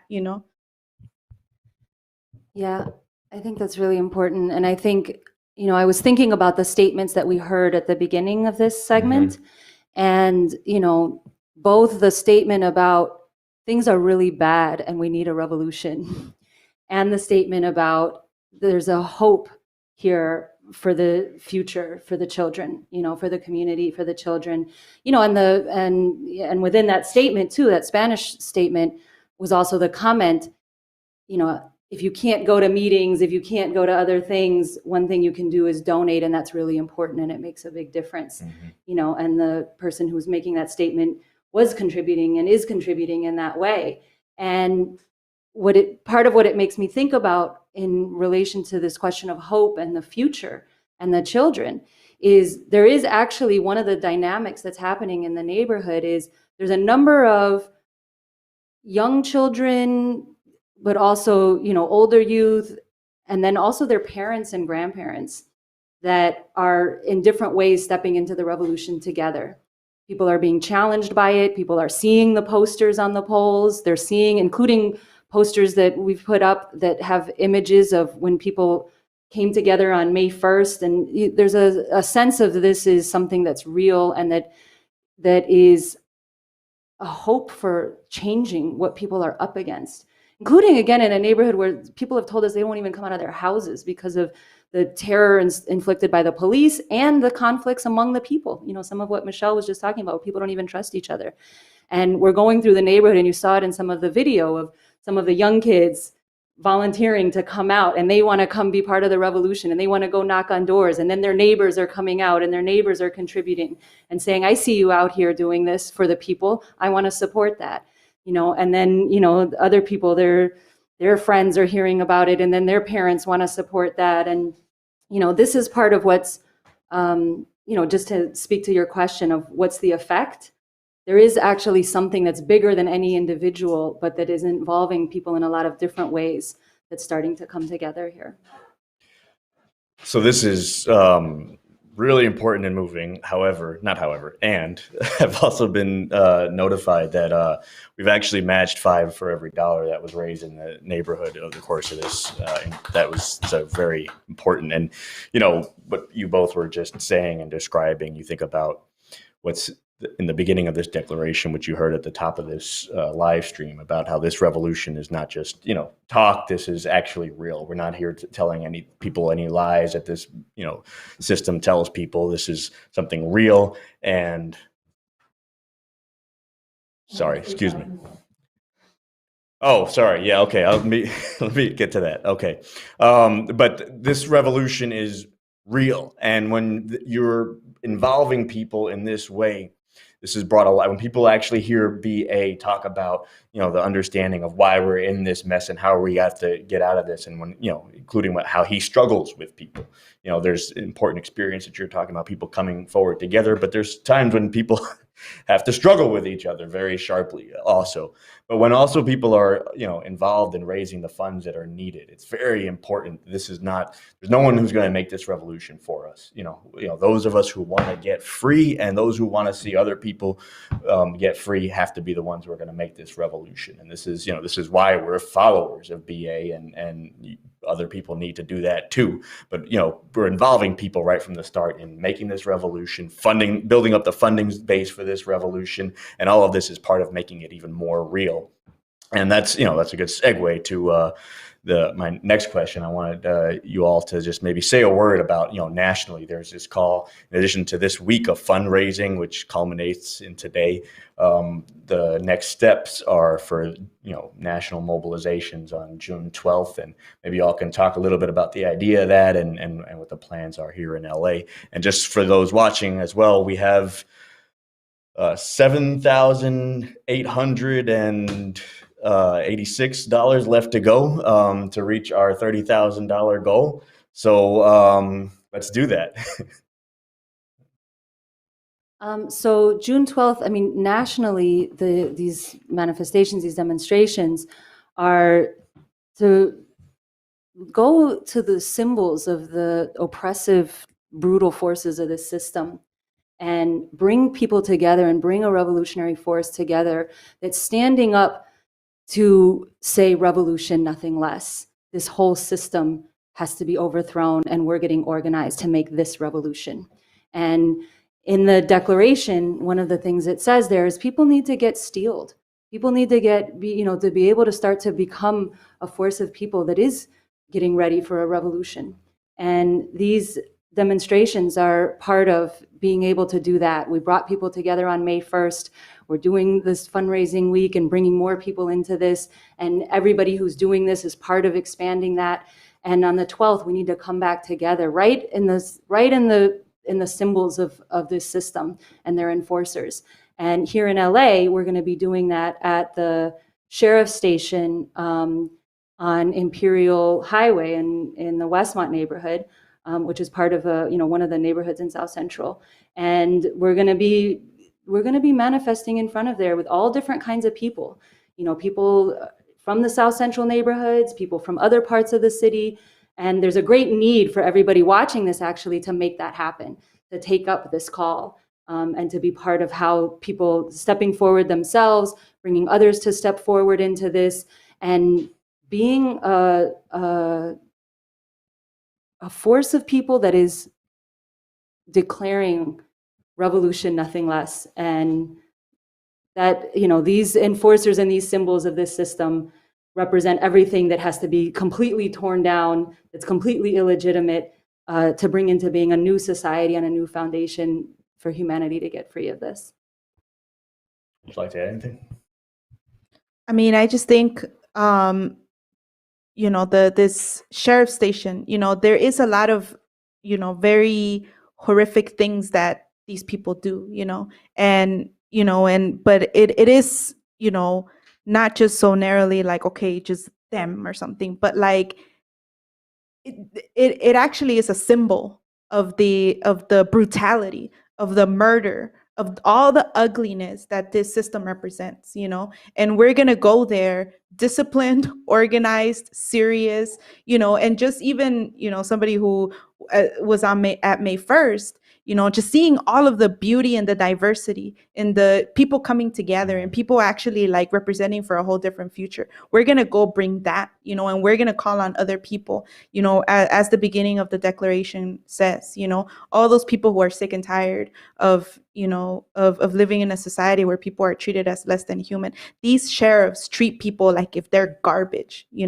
and we're fighting to bring into being a world where people are actually not just viewed as, but treated as full human beings. And that's what we're going to be bringing, to that sheriff station, and declaring we're getting organized for revolution and nothing less. All right, so you heard it here. Everything we've learned going into May 1st and bringing forward organized forces for revolution, and everything we've learned through this week in this live stream about raising funds that are needed to make this revolution, we need to carry forward with us to make another leap on June 12th. Go to revcom.us, follow your local revolution club or one nearby to make sure you get plugged into the plans, and let's go forward and do this. Yeah. So before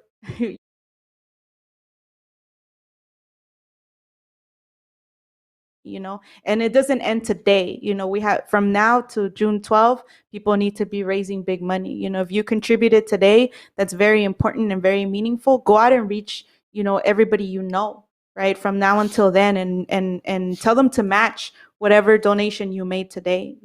Go out with penny jars, go out with with stickers, go out with whatever you think, we need to, with the declaration, with the tools that are provided at revcom.us, and raise money, but I wanted to introduce this next video from the RNL Revolution Nothing Less show. We're going to hear words from Pete about why people should contribute. So let's go to that.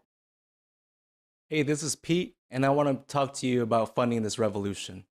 The RNL show is a part of providing national leadership and guidance for this revolution and reaching out to brand new people everywhere.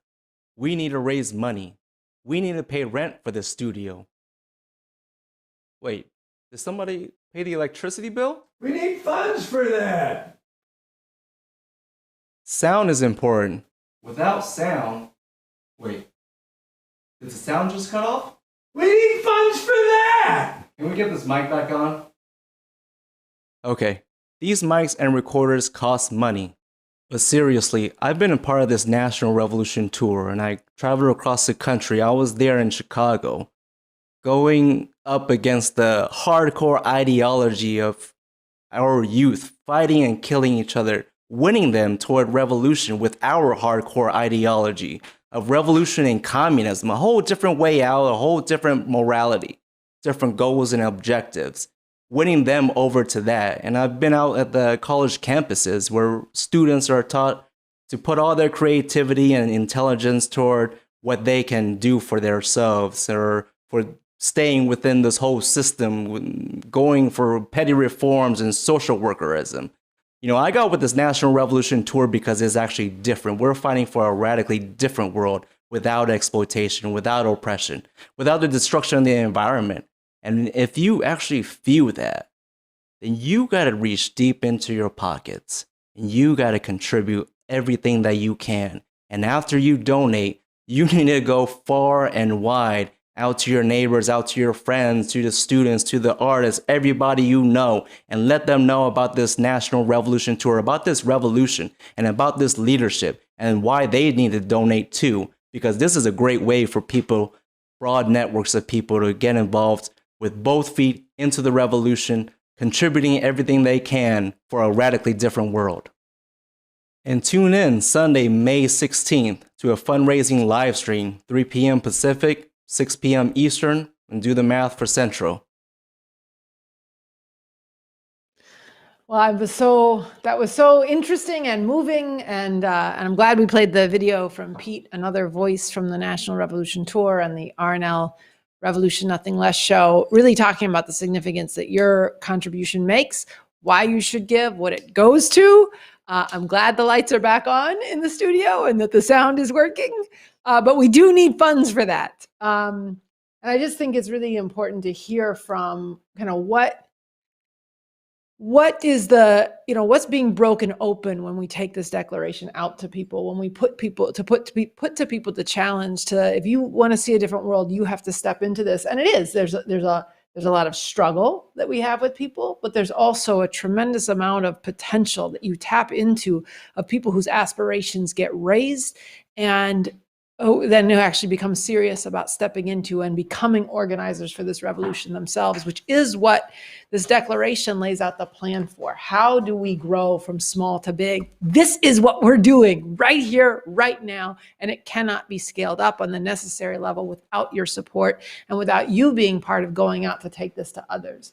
So I just, I think it's important to learn from, and it has to be backed up. It has to be magnified. So for everybody who gave to match by 5 the donations from the people in this neighborhood, thank you. You're part of something that really matters, and keep giving. I want to share some of what is happening as part of this national movement for revolution. So across the country, people have been answering the call to raise funds for the revolution in this last week, reaching out to all different sections of people. $1,600 was raised from outings in the communities from Houston to Cleveland to New York. Donations were gathered in New York yesterday in the midst of the major outpourings in support of the Palestinian people. They raised $350 in donations to the revolution to actually put an end to U.S. imperialism, causing so much horror and nightmare. In the Bay Area, the Revolution Club worked together with new people who stepped into the revolution on May 1st with a group of immigrants in the Mission District in San Francisco to organize a fundraising picnic. In other places, people are hosting garage sales. In Chicago, the Revcoms are hosting an online auction to sell donated goods. People heard the statement I read earlier from Houston, the manager of a convenience store who donated and put a donation jar on the counter. In Los Angeles, Cleveland, Chicago, people have been going out to farmers markets to reach people from the middle strata and people with more resources, putting up big signs, displaying revolutionary literature and donation cans, projecting to people the basic message that we need nothing less than an actual revolution. In one area, one woman donated $20 on the spot. Another woman was excited to see the revolution table and said she can't understand why people are putting up with all of this shit that society is bringing down on people, and was glad to find people who refuse to accept this. So you can get a feel, I think, for a beginning national movement for revolution where people from all over the country are coming together to give to something that is bigger than themselves, and that through coming together, we can have the necessary impact. Look, I just have to say, I talked to a relative this morning who said, they've never seen in such a compressed period of time so many people start to ask the biggest questions about the nature of this system. And why is there so much inequity? Why is the planet being destroyed so rapidly? Why is it they're expected to work a shit job their whole lives and just kind of, accept it and worry about themselves and their own future and the future of their kids? And there's big questions being thrown up by the workings of the system, by the fight amongst the rulers, by the fact that there is a growing and hardening fascist force in this country and all over the world. There is a way to understand all of this, and there is a way to change all of this. And it is something far too few people are working on and know about. We are changing that. We are building up the forces for revolution for real, to bring a whole new world into being, and it's possible. And it's possible, and you see the potential for it in the uprisings that happened last summer. You see the potential for it in the work we're doing in the neighborhoods, in the ways we're knocking on doors, and the ways people are stepping into this revolution. There is the potential to bring a whole new world into being. This will not happen without your participation and support. Noche said it well. This is not, no one's making this revolution for us, okay? This is our responsibility. And it's your responsibility whether you have $5 to give or whether you have $5,000 to give. So give. We are at $22,289 towards our goal. I want to bring in one other experience. So there's two, the Revolution books in Harlem and the Revolution books in Berkeley. This is pretty significant. They both teamed up to raise donations for the National Revolution Tour through weekend used book sales. And so far, they've raised $1,200 from approximately 130 people combined. And they're pushing all the way through to the start of this live stream. Revolution Books in Berkeley is also going to continue next weekend. And books for the Revolution Books in Berkeley, books were donated from a book publisher with a large collection of African-American topics, and then in New York from professors and from Harlem residents. And then many people were introduced to both Revolution bookstores, which are political, cultural, and intellectual centers for the movement for revolution. And people were introduced to the revolution clubs and went out to raise funds themselves, just finding out about this revolution. So you get a feel, again, here for a national movement, people coming together to get organized for revolution. And a key part of that organization are the networks of people raising funds and contributing funds, whether you can make handicrafts to sell at a night market, whether you can give your stimulus check, whether you're a doctor who can give more contributions and make a statement in that regard, or whether you're someone in the neighborhood who can give $5 or $20. This is all of us coming together to take responsibility for the future.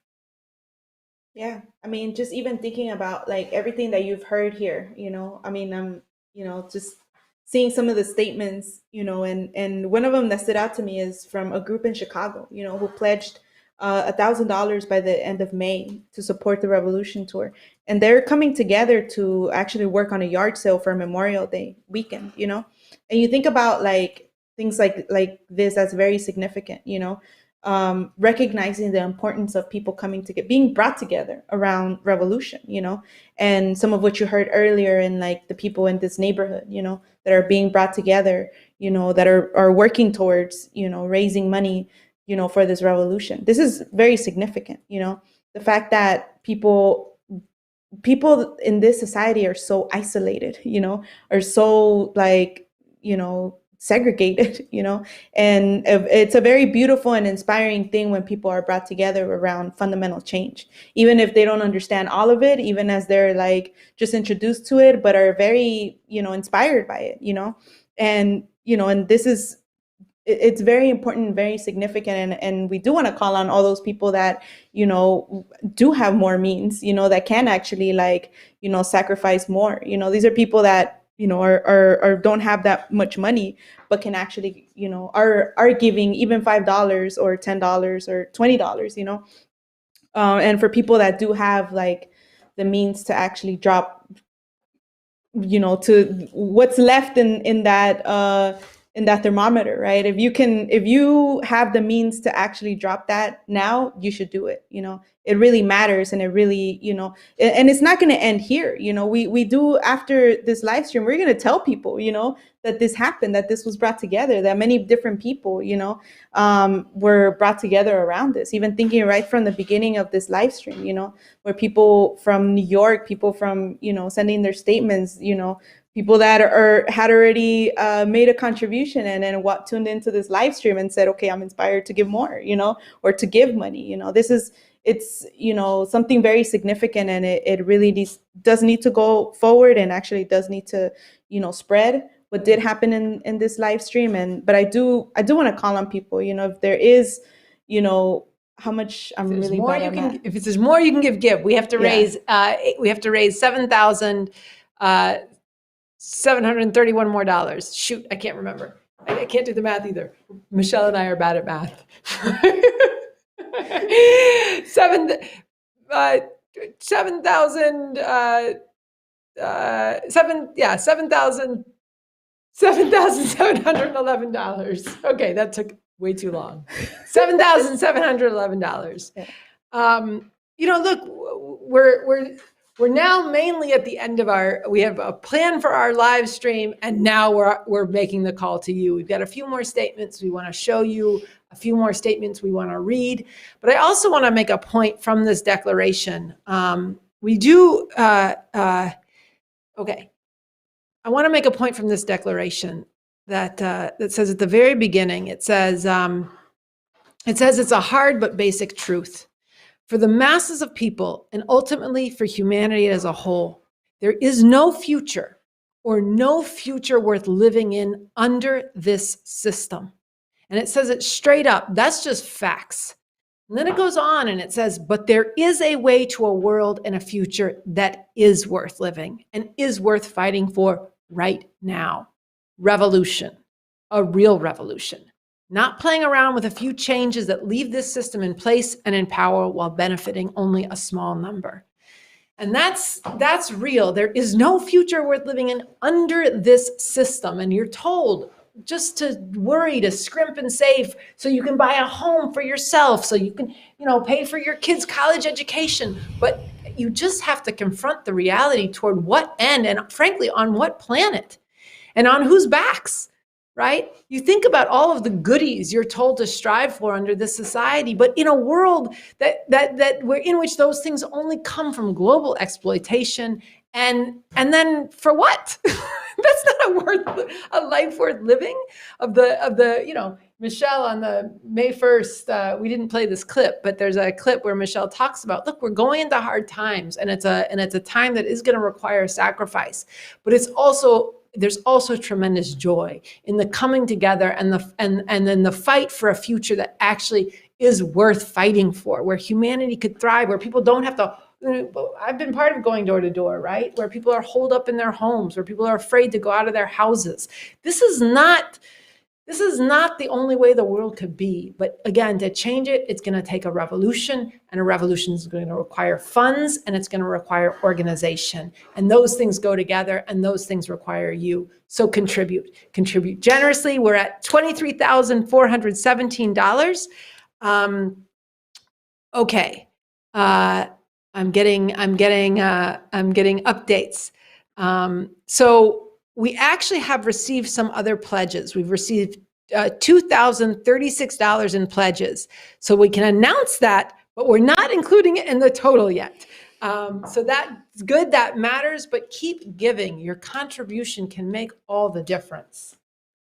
Yeah, I think the pledges are very important. If you can't give, today, but you can pledge, when you get paid next week or whatever, your next paycheck, you should pledge, and actually reaching out to other people as well. It's going to be very important. And, again, if you've already made a donation, consider donating again, or consider, hitting up your friends now and saying, look, I just donated X amount of money. Here's why I think you should match my donation,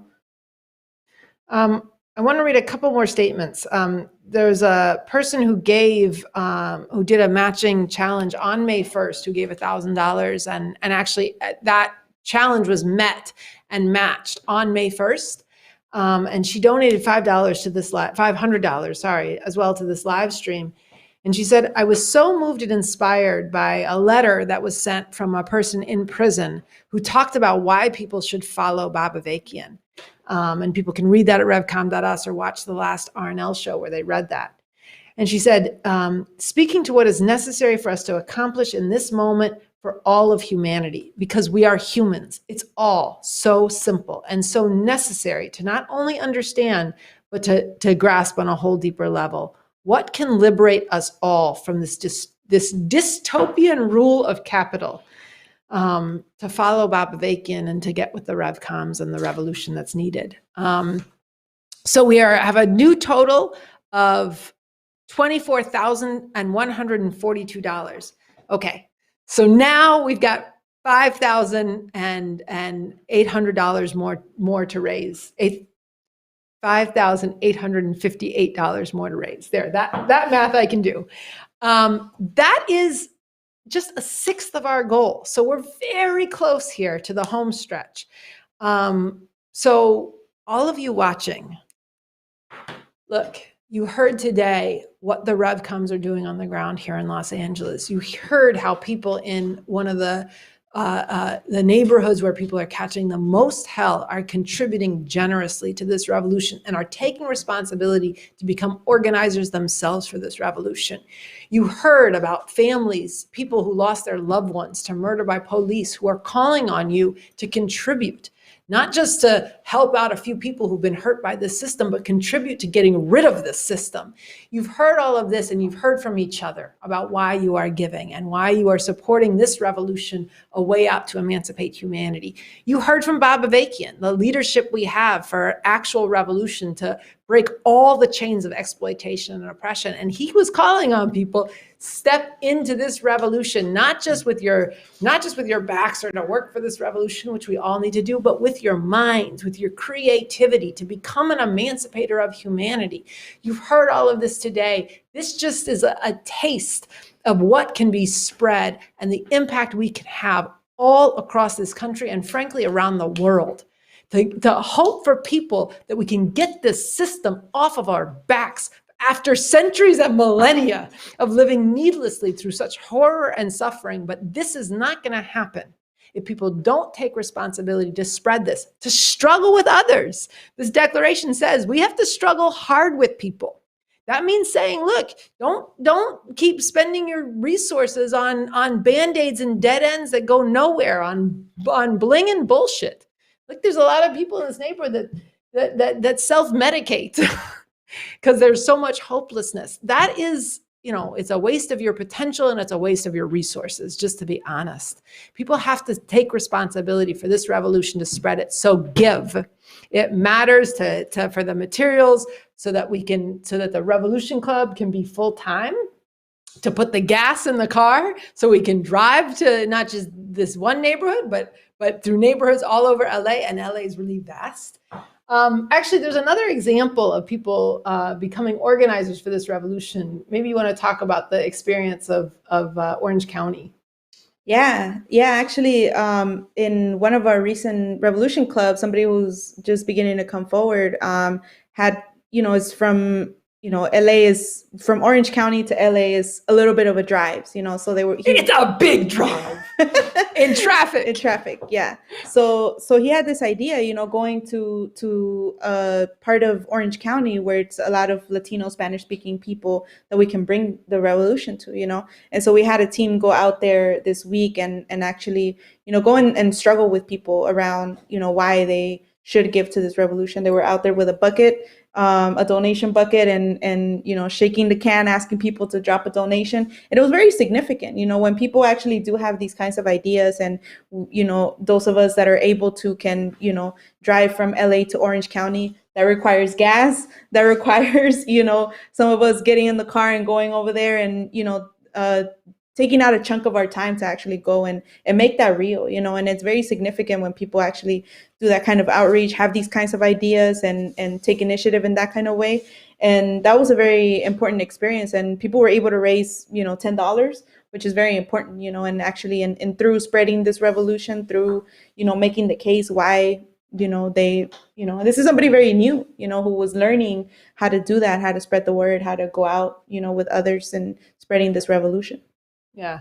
And then Michelle and I knocked on the door of somebody, because I think this is important about how people step in and become organizers in this revolution right away.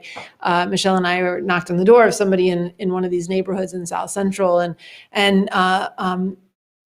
it was kind of an interesting experience going with you, because there was somebody who had come to May 1st, and we asked them what they thought of being there. And the first thing they said was, I'm not very good at putting my thinking into words.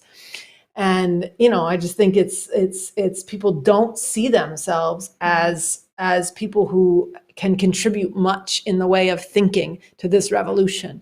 And we struggle with them. No, look, you have a responsibility, and we learn from what you think, right? And it's part of you stepping into this is saying what you think and putting that into words. And And then when we walked through this declaration with them, they had two questions. They said, one, how can you grow from how long is it going to take to go from thousands to millions? And two, what does it mean to struggle hard with people? The way it talks about in this declaration. And we talked about that. What does it mean to struggle hard with people? And I think in some of these examples, you see how people can step in and become organizers in this revolution from the very beginning. But are they going to have materials to take and spread to others? Are they going to have the posters that you heard Lucha and Michelle talking about earlier to be able to put on walls? Are the organizers going to be able to go out to Orange County and have the funds for gas? And even more, is this revolution, what we're doing in these neighborhoods, is that going to have national, international impact? Well, that's going to require funds for the R&L show. It's going to require funds for our website, revcom.us. It's going to require funds so we can creatively put ourselves to how to break through that, how to defeat the algorithm, which reinforces all the individualist, self-seeking, entrepreneurial bullshit that tells you should just try to get a place in this system that's so predominant on social media and in our culture. This requires funds, and it requires other people going out to others to ask for funds, to raise funds. Where to next? Well, we're at 24,467, so people should continue to give. And we really do want to aim to We're not letting you go yet, people, because we have to make this match. When we said $30,000, that wasn't us trying to think, oh, what would be a good money to raise? That's us going, what are the actual needs? And this is just scratches the surface of what's required. So give. If you're sitting here watching this, if you've been moved by anything today, call somebody that you haven't called for a while. Maybe you're going to have an argument with them about why they should contribute to the revolution, even if they're not sure what all they think of this. Talk with them about why they should give, what difference it makes, the fact that we're going forward with this revolution, and that it should be supported. We do have lined up. I want to go to a video that was done. There was 2 videos from New York yesterday. So let's go to those video statements of people talking about why they are contributing to the revolution. Join the revolution because we are having all over across the world. We all have the same problem. Especially we all marginalized. So we need to emancipate ourselves by all the different leaderships we have. So the only way to get through this example of our even own African government, we have too many dictators. Example are the regimes government that have been there, our own black governments that have been on power for more than 30 years. It's about time we get these people off power and let our people have taste of pure, what you can say, democracy or more freedom to all choices what they want. Let those that want to remain nomadic.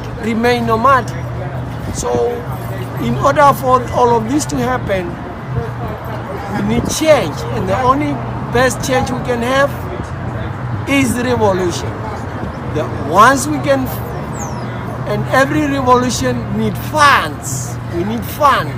So anybody who join the revolution got to give a bit of donation will do, and it will be very helpful, so that we will never overthrow all of these dictators that are all worldwide without any donation. So we need our fellow brothers and sisters who, no matter your color or whatever tribe you're from, we are all united. Let's unite ourselves. I think it is very important that we should try and stop the violence, and we should try and stop cops from just killing random people for no reason. We should try and best donate and help out, and I want everyone else to try and donate too, to help spread the message and to stop the violence. So those are 2 messages just from New York on the ground yesterday. from all tribes, all across the world, we should unite, and we should unite together. Give now. We want to bring this home. We want to reach over the top. We're at $25,606. We've got a couple statements in and a few statements on why people gave. Again, give to support this revolution. Give for the potential for a whole new world. The gentleman you just heard said, give to the solution, which is revolution. That's real. And it's going to require your support, your funds, contribute generously. I think we should read a couple of these statements. Yeah, go ahead. Yeah, so we got this this message from somebody who had donated already and made an additional $150 donation right now. And they said, I've already donated, and I'm donating again because the statements from all the people are so moving.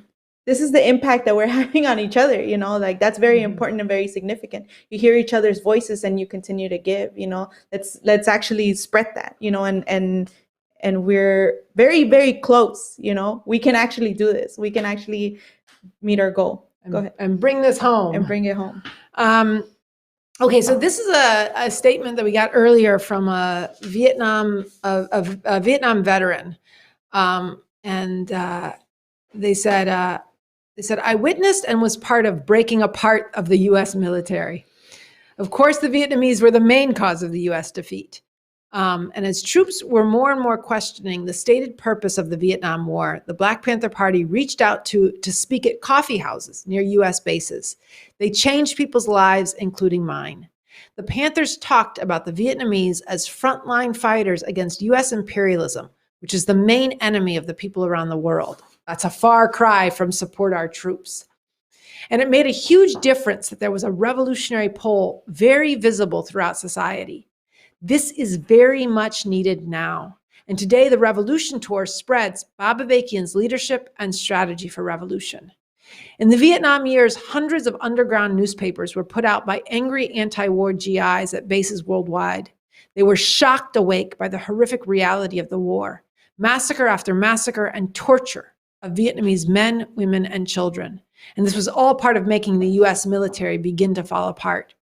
They said, in my unit, the base commander greatly assisted the circulation of our anti-war newsletter by holding it in the air at a large auditorium of troops and forbidding them to read it.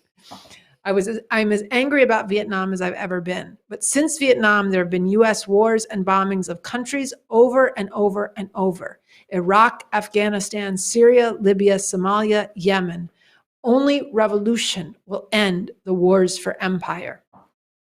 This revolutionary way out is being fought for politically on the front lines by the Revolution Club and the Revolution Tour. This movement for revolution is being led by Bob Avakian and the new communism that he has developed. And this movement is fully capable and must become a major influence on all society, including, very importantly, the U.S. military. I am contributing $200 to the tour, even though I'm a disabled veteran. This is to encourage others with more money and also veterans with little money to also donate if you want a world without any more predatory Vietnam-type wars or even the threat of nuclear war. If you want a world without war on immigrants, the oppression of women and differently gendered people, the unrelenting murder of Black, Latino, and Native Americans by pigs, and a world without the destruction of our planet, then donate to the Revolution Tour. So thank you for that. Thank you for the contribution, and thank you for your words. We are at $25,606. We've got $2,000 in pledges. So I'm going to say we want to raise $3,000 more while we're here together. This will matter, and it's going to require you. And it's require you giving, you calling your friends to give, thinking through who haven't you asked for a donation. Contribute to take this over the top so that we actually can make this goal. You think about people who gave $5 in the neighborhood. One person gave $100. We raised $220 just over a few days from one neighborhood among the most oppressed in the society. That's just one sample. That's not a special neighborhood, okay? Those neighborhoods exist all over Los Angeles. They exist all over the country. But if we're going to reach those people, we need to, this revolution needs to be supported. It needs to be supported by you, by people like you. So give for the world that veteran described, a world without wars for empire, because this will go on and on and on and on, unless and until we make a revolution. But again, that's going to require financial support to spread. And you know, we're fighting to take this home here today with you all. But it's not that much to give. It's not that much of what's required. We're going to have to then go from here and raise hundreds of thousands of more dollars. And that's, that's just the reality, the necessity, and it's possible. So give generously. Yeah, I mean, I will say, like, if you have, well, people should become sustainers as well.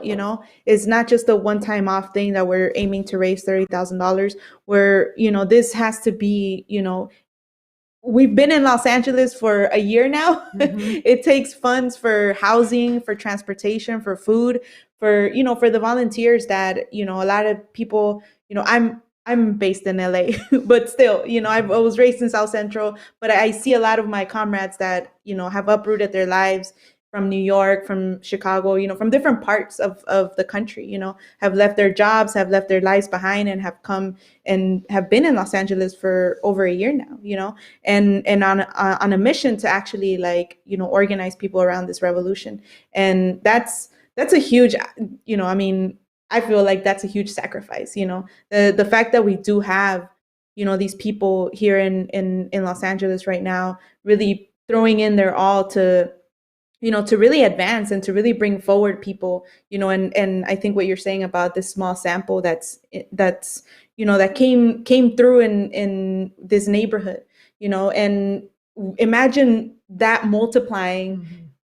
By hundreds of neighborhoods, immediately. There's potential to do that, and that's going to require funds. If we can actually dispatch members of the tour to different parts of the country, what impact, what significance would that have? That's going to require funds. That's going to require you becoming a sustainer. That's going to require you, not just a one-time thing and, okay, let's see when the next live stream is, but on a mission, constantly to, like, reach out to other people, to share the RNL Revolution Nothing Less show. That's a weekly show. That's our, our great RNL team, right here behind the cameras that, are on a mission to deliver a new episode every week, to provide leadership, to, to actually, as a tool for new people that are coming into this revolution.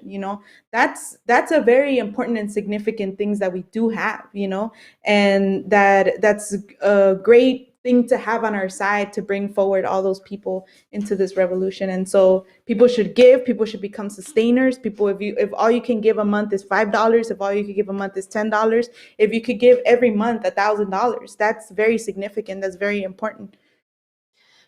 Like when Michelle, you're talking about being here in Los Angeles and look, everybody got impacted by a major global pandemic, which, we're watching how still huge swaths of the world are completely suffering from needlessly at this point. I mean, we're able to be here without masks on now because we're fully vaccinated. This, thank you, science. That's a great thing. But the whole world was upended. And we fought through to bring people revolution, even through all of that, even in the middle of a pandemic, but it made a big difference that we were able to have the resources so that we could pay for Zoom licenses, so that we could still organize national Zoom seminars, Zoom into the Revolution seminars, so people could dig deeply into Bob Avakian's work, so that we could do that with each other and dig more into what it means to become a follower of Bob Avakian. But look, if Michelle had to work full time, instead of being able to put herself full time to the revolution, then you wouldn't be able to, like, when the people in the neighborhood say, okay, I can meet tomorrow at noon to get more deeply into this. Or the guy says from Orange County, come to Orange County so that I have this idea. I want to go out with signs and banners at this busy intersection. People have to be able to be freed up to put themselves to that, to be able to organize full time for revolution. But that requires support. And people are sacrificing, people are living, in collective houses, but that requires rent, that requires food, that requires transportation.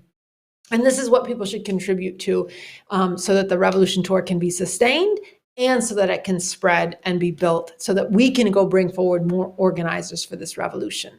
So contribute funds, call your friends, call your family. Look, this is something people should give to. So we're still at $25,606.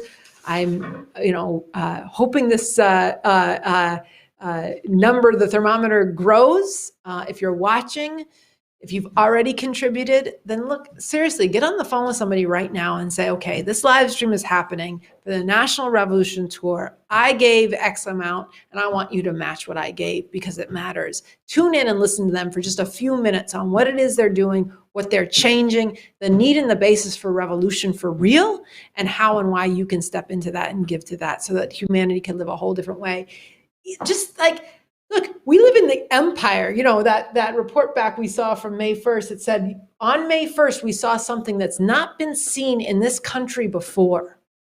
A force that's serious about taking this whole system down at the earliest possible time and who recognizes that now is a moment where we have a shot to make a revolution. When your leadership makes that assessment, when the vanguard forces make that assessment, you have a responsibility to dig deeply into that and to support the vanguard forces that are saying, okay, look, people, here's the way out of this nightmare of a system that's got people in India dying without oxygen tanks, not because humanity doesn't know how to ship oxygen tanks or that there's not the infrastructure for it, but because we live in a profit-based system in which it's not profitable for the vaccines, for the medical care to reach those sections of the third world, and for whom this system deems so many people as dispensable. And the statement I read earlier from the young doctor who talked about all those lives lost, that's the potential for the backbone, that's the potential for the future, right? So contribute so that there is a future, so that we can bring into being a whole different system. That takes resources. That takes your support. Contribute generously, contribute now. I think we should read a couple more statements where we are serious about bringing this home. So we're not letting you go yet, people, because it matters and because we think this is achievable. And it's achievable by stepping forward together and by calling your friends and by putting this on social media and thinking through what else can you give and who else can you ask. We got a statement from someone who sent in $100, and they said, this is from relatives and old friends of someone in the revolution because they've never given up. They've never given up on this revolution because they see the way out for humanity. Yeah, go ahead. So this is a message from New York City volunteers that raised $706 at an outpouring of support of the Palestinian people. And it says, as Israel has again unleashed terror against the Palestinian people, there have been very powerful outpourings in support of the Palestinian people. In New York City and Brooklyn, we joined in 3 of these outpourings, strongly supporting a new generation of Palestinians stepping forward to resist and calling on people to get organized for an actual revolution. Here, in the belly of the beast, we spread lots of Revcoms articles as Israel again unleashes terror from the skies. That's an article up on revcom.us, a special poster based on that, and hundreds of copies of the call to get organized now for a real revolution. People welcomed this and people donated. Altogether, we raised $705. We're sending what we raised to the Revolution Tour, and we call on others to go out and support the Palestinians at this crucial time and to join in donating to support this revolution. So thank you for that statement and those efforts. And, you just think about how much there's so much needless suffering and brutality, and how few answers there are that actually deal with the immensity and scale of the problem and the way out. And the fact is that there is an answer and people don't know about it. And people, and then there's a struggle to be waged with people, but that can happen. That struggle is being waged by the people on this revolution tour, but it needs to be supported. It needs to be supported so people can put themselves to these efforts and so that this can spread, so that people can know about this revolution. I want to read a statement from a retired railroad worker who donated $25. And he said, is an African-American retired railroad worker. And he said, since I was introduced to this communist leadership and their calls for revolution and all of their work over many years to make that happen, I've wanted to give what I can to this worthy cause. I would give much more if I could, because I can't think of a better cause than revolution. Forget the churches, the TV evangelists, forget the Democrats and the Republicans. Give whatever you can to a real revolutionary cause. This group is proudly at the top of my list. Yeah. Well, you keep go ahead and keep reading. Keep reading. We're at $25,606. I will go ahead and read another statement, but then that means you all have to go ahead and keep contributing and reach out to others. Okay, wait. We don't have these organized. Okay, somebody from Houston said, there is a way for humanity to soar in the new communism of Bob Avakian and the leadership of the Revcoms. By learning how to wield the scientific method to understand the system of capitalism and imperialism that we live under, a revolutionary force of millions can begin to bring an end to this nightmare. I vow to keep funding this revolution with whatever I can spare. A supporter from Texas. Okay, and we're going to get updates in a minute on what else has come in. So do you want to read another statement? What else do we have? Or make an argument, and I'll keep looking at the statements. Okay, I mean, I'll just, the thing that has been striking me about this whole live stream is just the different voices and the different people, it just made me think about like even the earlier statement from the person that made the handicrafts. Yeah, the handicrafts, they said, I'm somebody who has a disability, I can't be out there with people. I can't, but the way that I see support, and they don't have like a lot of means, to give, but they're getting into like doing, handicrafts, and they thought, okay, well, maybe if we sell these, we can raise some money, and they made they said, I'm going to continue to contribute, and you should too, the different voices, and actually like being called, or even like what Carl said about the families of the people that have lost their loved ones to murder by police, they were trying to brainstorm together and actually think, okay, well, maybe our voices, same thing with this other person, with the handicrafts, maybe what we say can actually be a call for other people to actually get, that matters, and the fact that, what was it in that very moving statement from the families of people that have lost their loved ones, that, there is actually, it's what Bob Avakian says, both what was quoted in the letter, but around like, this justifiable homicide, and how those, this is something that people really felt deeply around, like when their family gets murdered, this is how it's actually, justified, is, try to demonize their family members, try to, make it seem as if the cops were in the right for taking their lives away, and then just even this thing from Bob Avakian around like, imagine if we can get into a whole different world where mothers didn't have to bury their children, because a cop murdered them, and then justified that murder, by trying to make these people seem like if they're like thugs, when the thugs are those that carry the guns and carry the badges and, are enforcers of this system, and that's not just like, oh, in some, afterlife, even how this person was like describing wanting to see a different world. This is possible, we can actually get to that world, and what Bob Avakian says about like day one after the revolution, we would stop that. It's so, it seems so simple on the one hand, but it's just like, you got to get rid of the system in order to bring that into being. And this is what we're actually like, doing here. This is what we're actually spreading the word around. This is what we're organizing people into for the time when we can bring down this whole system and put an end to murder by police, put an end to the destruction of the environment. This is what people actually so want to want to see, but don't think it's possible, and if that declaration, that you've been hearing about today, that's the plan, that's, that tells you the basis, that tells you, how we're actually doing this, how people together with, people here in all across, the country, and world, supporters of, of Baba Bacon in Colombia, in Mexico, in Iran, like this people that are taking this up, that actually needs to be, spread and backed up, I think that's right. And I think you just think about like what you said about it seems so simple to be able to say we could end murder by police, and yet it's so because people have been trained to have such low dreams. There's so much I don't know, so much people get behind temporarily that doesn't match up to the actual necessity of real revolution.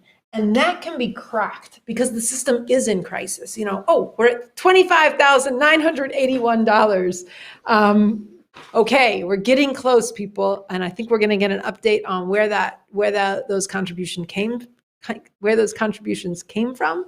So it's almost $26,000. That is very close to our goal of $30,000. But like, look, the thing I read earlier about the potential in this moment, the fact is that this declaration goes on to say, it says, this system is in real trouble. It's caught up in crisis and conflicts for which it has no easy or lasting solution. Throughout this country, the workings of this system have given rise to deep divisions which cannot be resolved under this system, and society is being ripped apart. Those who rule are locked in a bitter fight among themselves, and they cannot hold things together in the way they have in the past. And then it goes on, there's a lot of bad things connected with this. It could lead to something really terrible, but it's also possible that we could wrench something really positive out of it, revolution, to put an end to this system and bring something much better into being. And all of that, like the possibility to wrench something better out of that, that's not going to happen if people don't contribute funds, if people don't step into this revolution and take responsibility to grab the future, to seize this moment. That requires sacrifice. Obviously, sacrifice from people who are on the revolution tour, who are out every day trying to figure out how we're going to break through, how we're going to bring people together, how we're going to go up against all the divisions that are enforced by this system on people. And it takes the sacrifice of our energy and creativity, but it's also going to take sacrifice from you and from others stepping in and saying, okay, I want to give to this. I want to contribute whatever I can, whether it be the handicrafts, whether it be my stimulus check, whether it be more, whether it be people contributing part of your inheritance. If you've somebody who comes from more resources, right? And we know everybody in COVID times a lot of people have been affected financially. But it means all the more, if you're somebody who's not been so affected, it means all the more that you give, and that you give generously, and that you give disproportionately. So thank you to everyone who's contributing. And we have to keep this going. We're at $25,981. We're so close. And it's going to make a big difference if we are able to actually make this goal today here, this $30,000. And I think we can add to we're at 20, so it's 26,000, and there's $2,000 in real pledges. So we are aiming to raise $2,000 more while we're here today. And I think that will bring us to the $30,000 after the pledges come in. So that means you should contribute. If you've given, give again. If you've called 5 friends, call 5 more. If you've posted on social media, here's why I contributed and why you should too, then post again and DM a bunch of your friends and followers. Reach out to others. Bring forward others to organize for this revolution, to contribute to this revolution.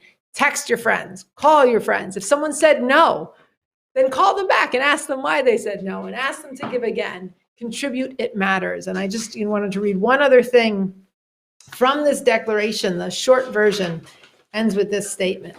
It says, we need revolution, a real revolution.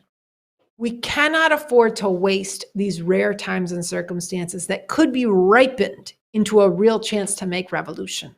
We cannot afford to squander the rare and the precious leadership we have for this revolution. We have to get busy. to build the movement and the organized forces for revolution all over the country and work together tirelessly for this revolution, to actively prepare for the situation where this system can be brought down and something much better brought into being. So that's on all of us. The we that we said, you're going to hear us say we a lot in this live stream. The we is who you heard described at the very beginning. All of those who are sick and tired of living in a system that treats people as less than human, contribute to this, give what you can, give generously. Okay, so with the pledges, we're short $2,000. So in the next 5 minutes, let's push hard and everyone reach out to everyone reach out to get the next $30,000 by Monday night. Today is Sunday. So that means in less than 24 hours, we'll aim to raise the full $30,000. So how's that for a plan? You want to say more?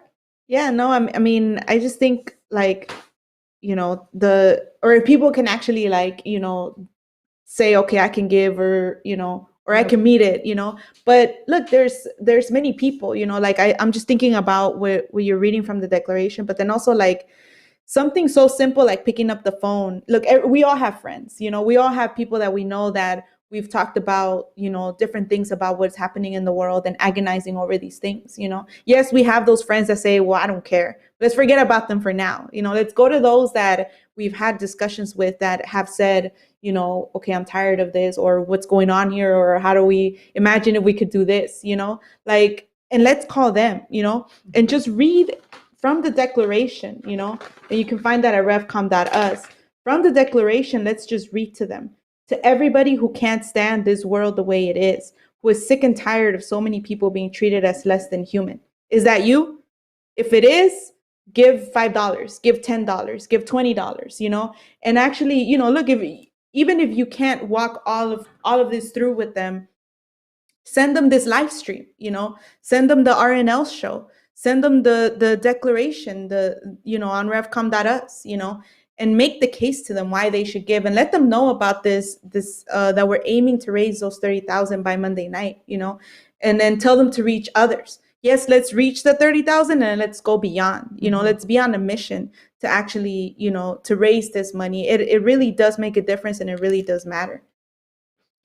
So people should pledge also to raise X amount between now and then, and let us know, okay, I'm on a mission. I'm not going to stop until I raise $500 more. I've given this amount and I'm going to raise this much more. Let us know that. And then let us know what your experiences are. And if you want Michelle or me or someone on the National Revolution Tour, if there's someone you know who should give $1,000, then give us a call. Our number's on the bottom of the screen, and say, okay, look, I want to set up a phone call. I want you to make the case to them. Mm-hmm. We will be there. That's why we're on a national tour, because we're on a mission to change everything, to make a real revolution, and we're down to make the case. So put us on the phone with your friends and family, and we'll make the argument. Schedule a meeting, but let us know what you're pledging to give. So we are at $25,981. There's already $2,000 in pledges. That leaves us $2,000 more to go. So we are going to end this live stream in just a moment with the mission that by tomorrow night, by Monday night, we're going to actually meet and exceed that $30,000 goal. So all of you watching, change your plans tonight, change your plans tomorrow. We're going to raise the rest of these funds because it's needed, because it's possible, and because we're setting out to go from here to build the actual organization required now for revolution for real. We do, like the person you told us about at the very beginning, this new member of the Revolution Club, who said, look, we have the leadership, we have a plan, we have a strategy for how to make an actual revolution. This changes everything. People need to know about that. People need to support that. That means you. Yeah. I mean, thank you to everybody that has tuned in. Thank you to everybody that has made a donation. All of these statements, everything leading into today has been very important and very significant. And let's take that and let's actually go forward and multiply what was done today by like thousands. Yeah. And we're close. So go to revcom.us for updates. Stay tuned on our social media. Write to us. Send us questions, thoughts, ideas. Let's be in touch. Let's bring this home for real. And we'll see you all soon. Thank you.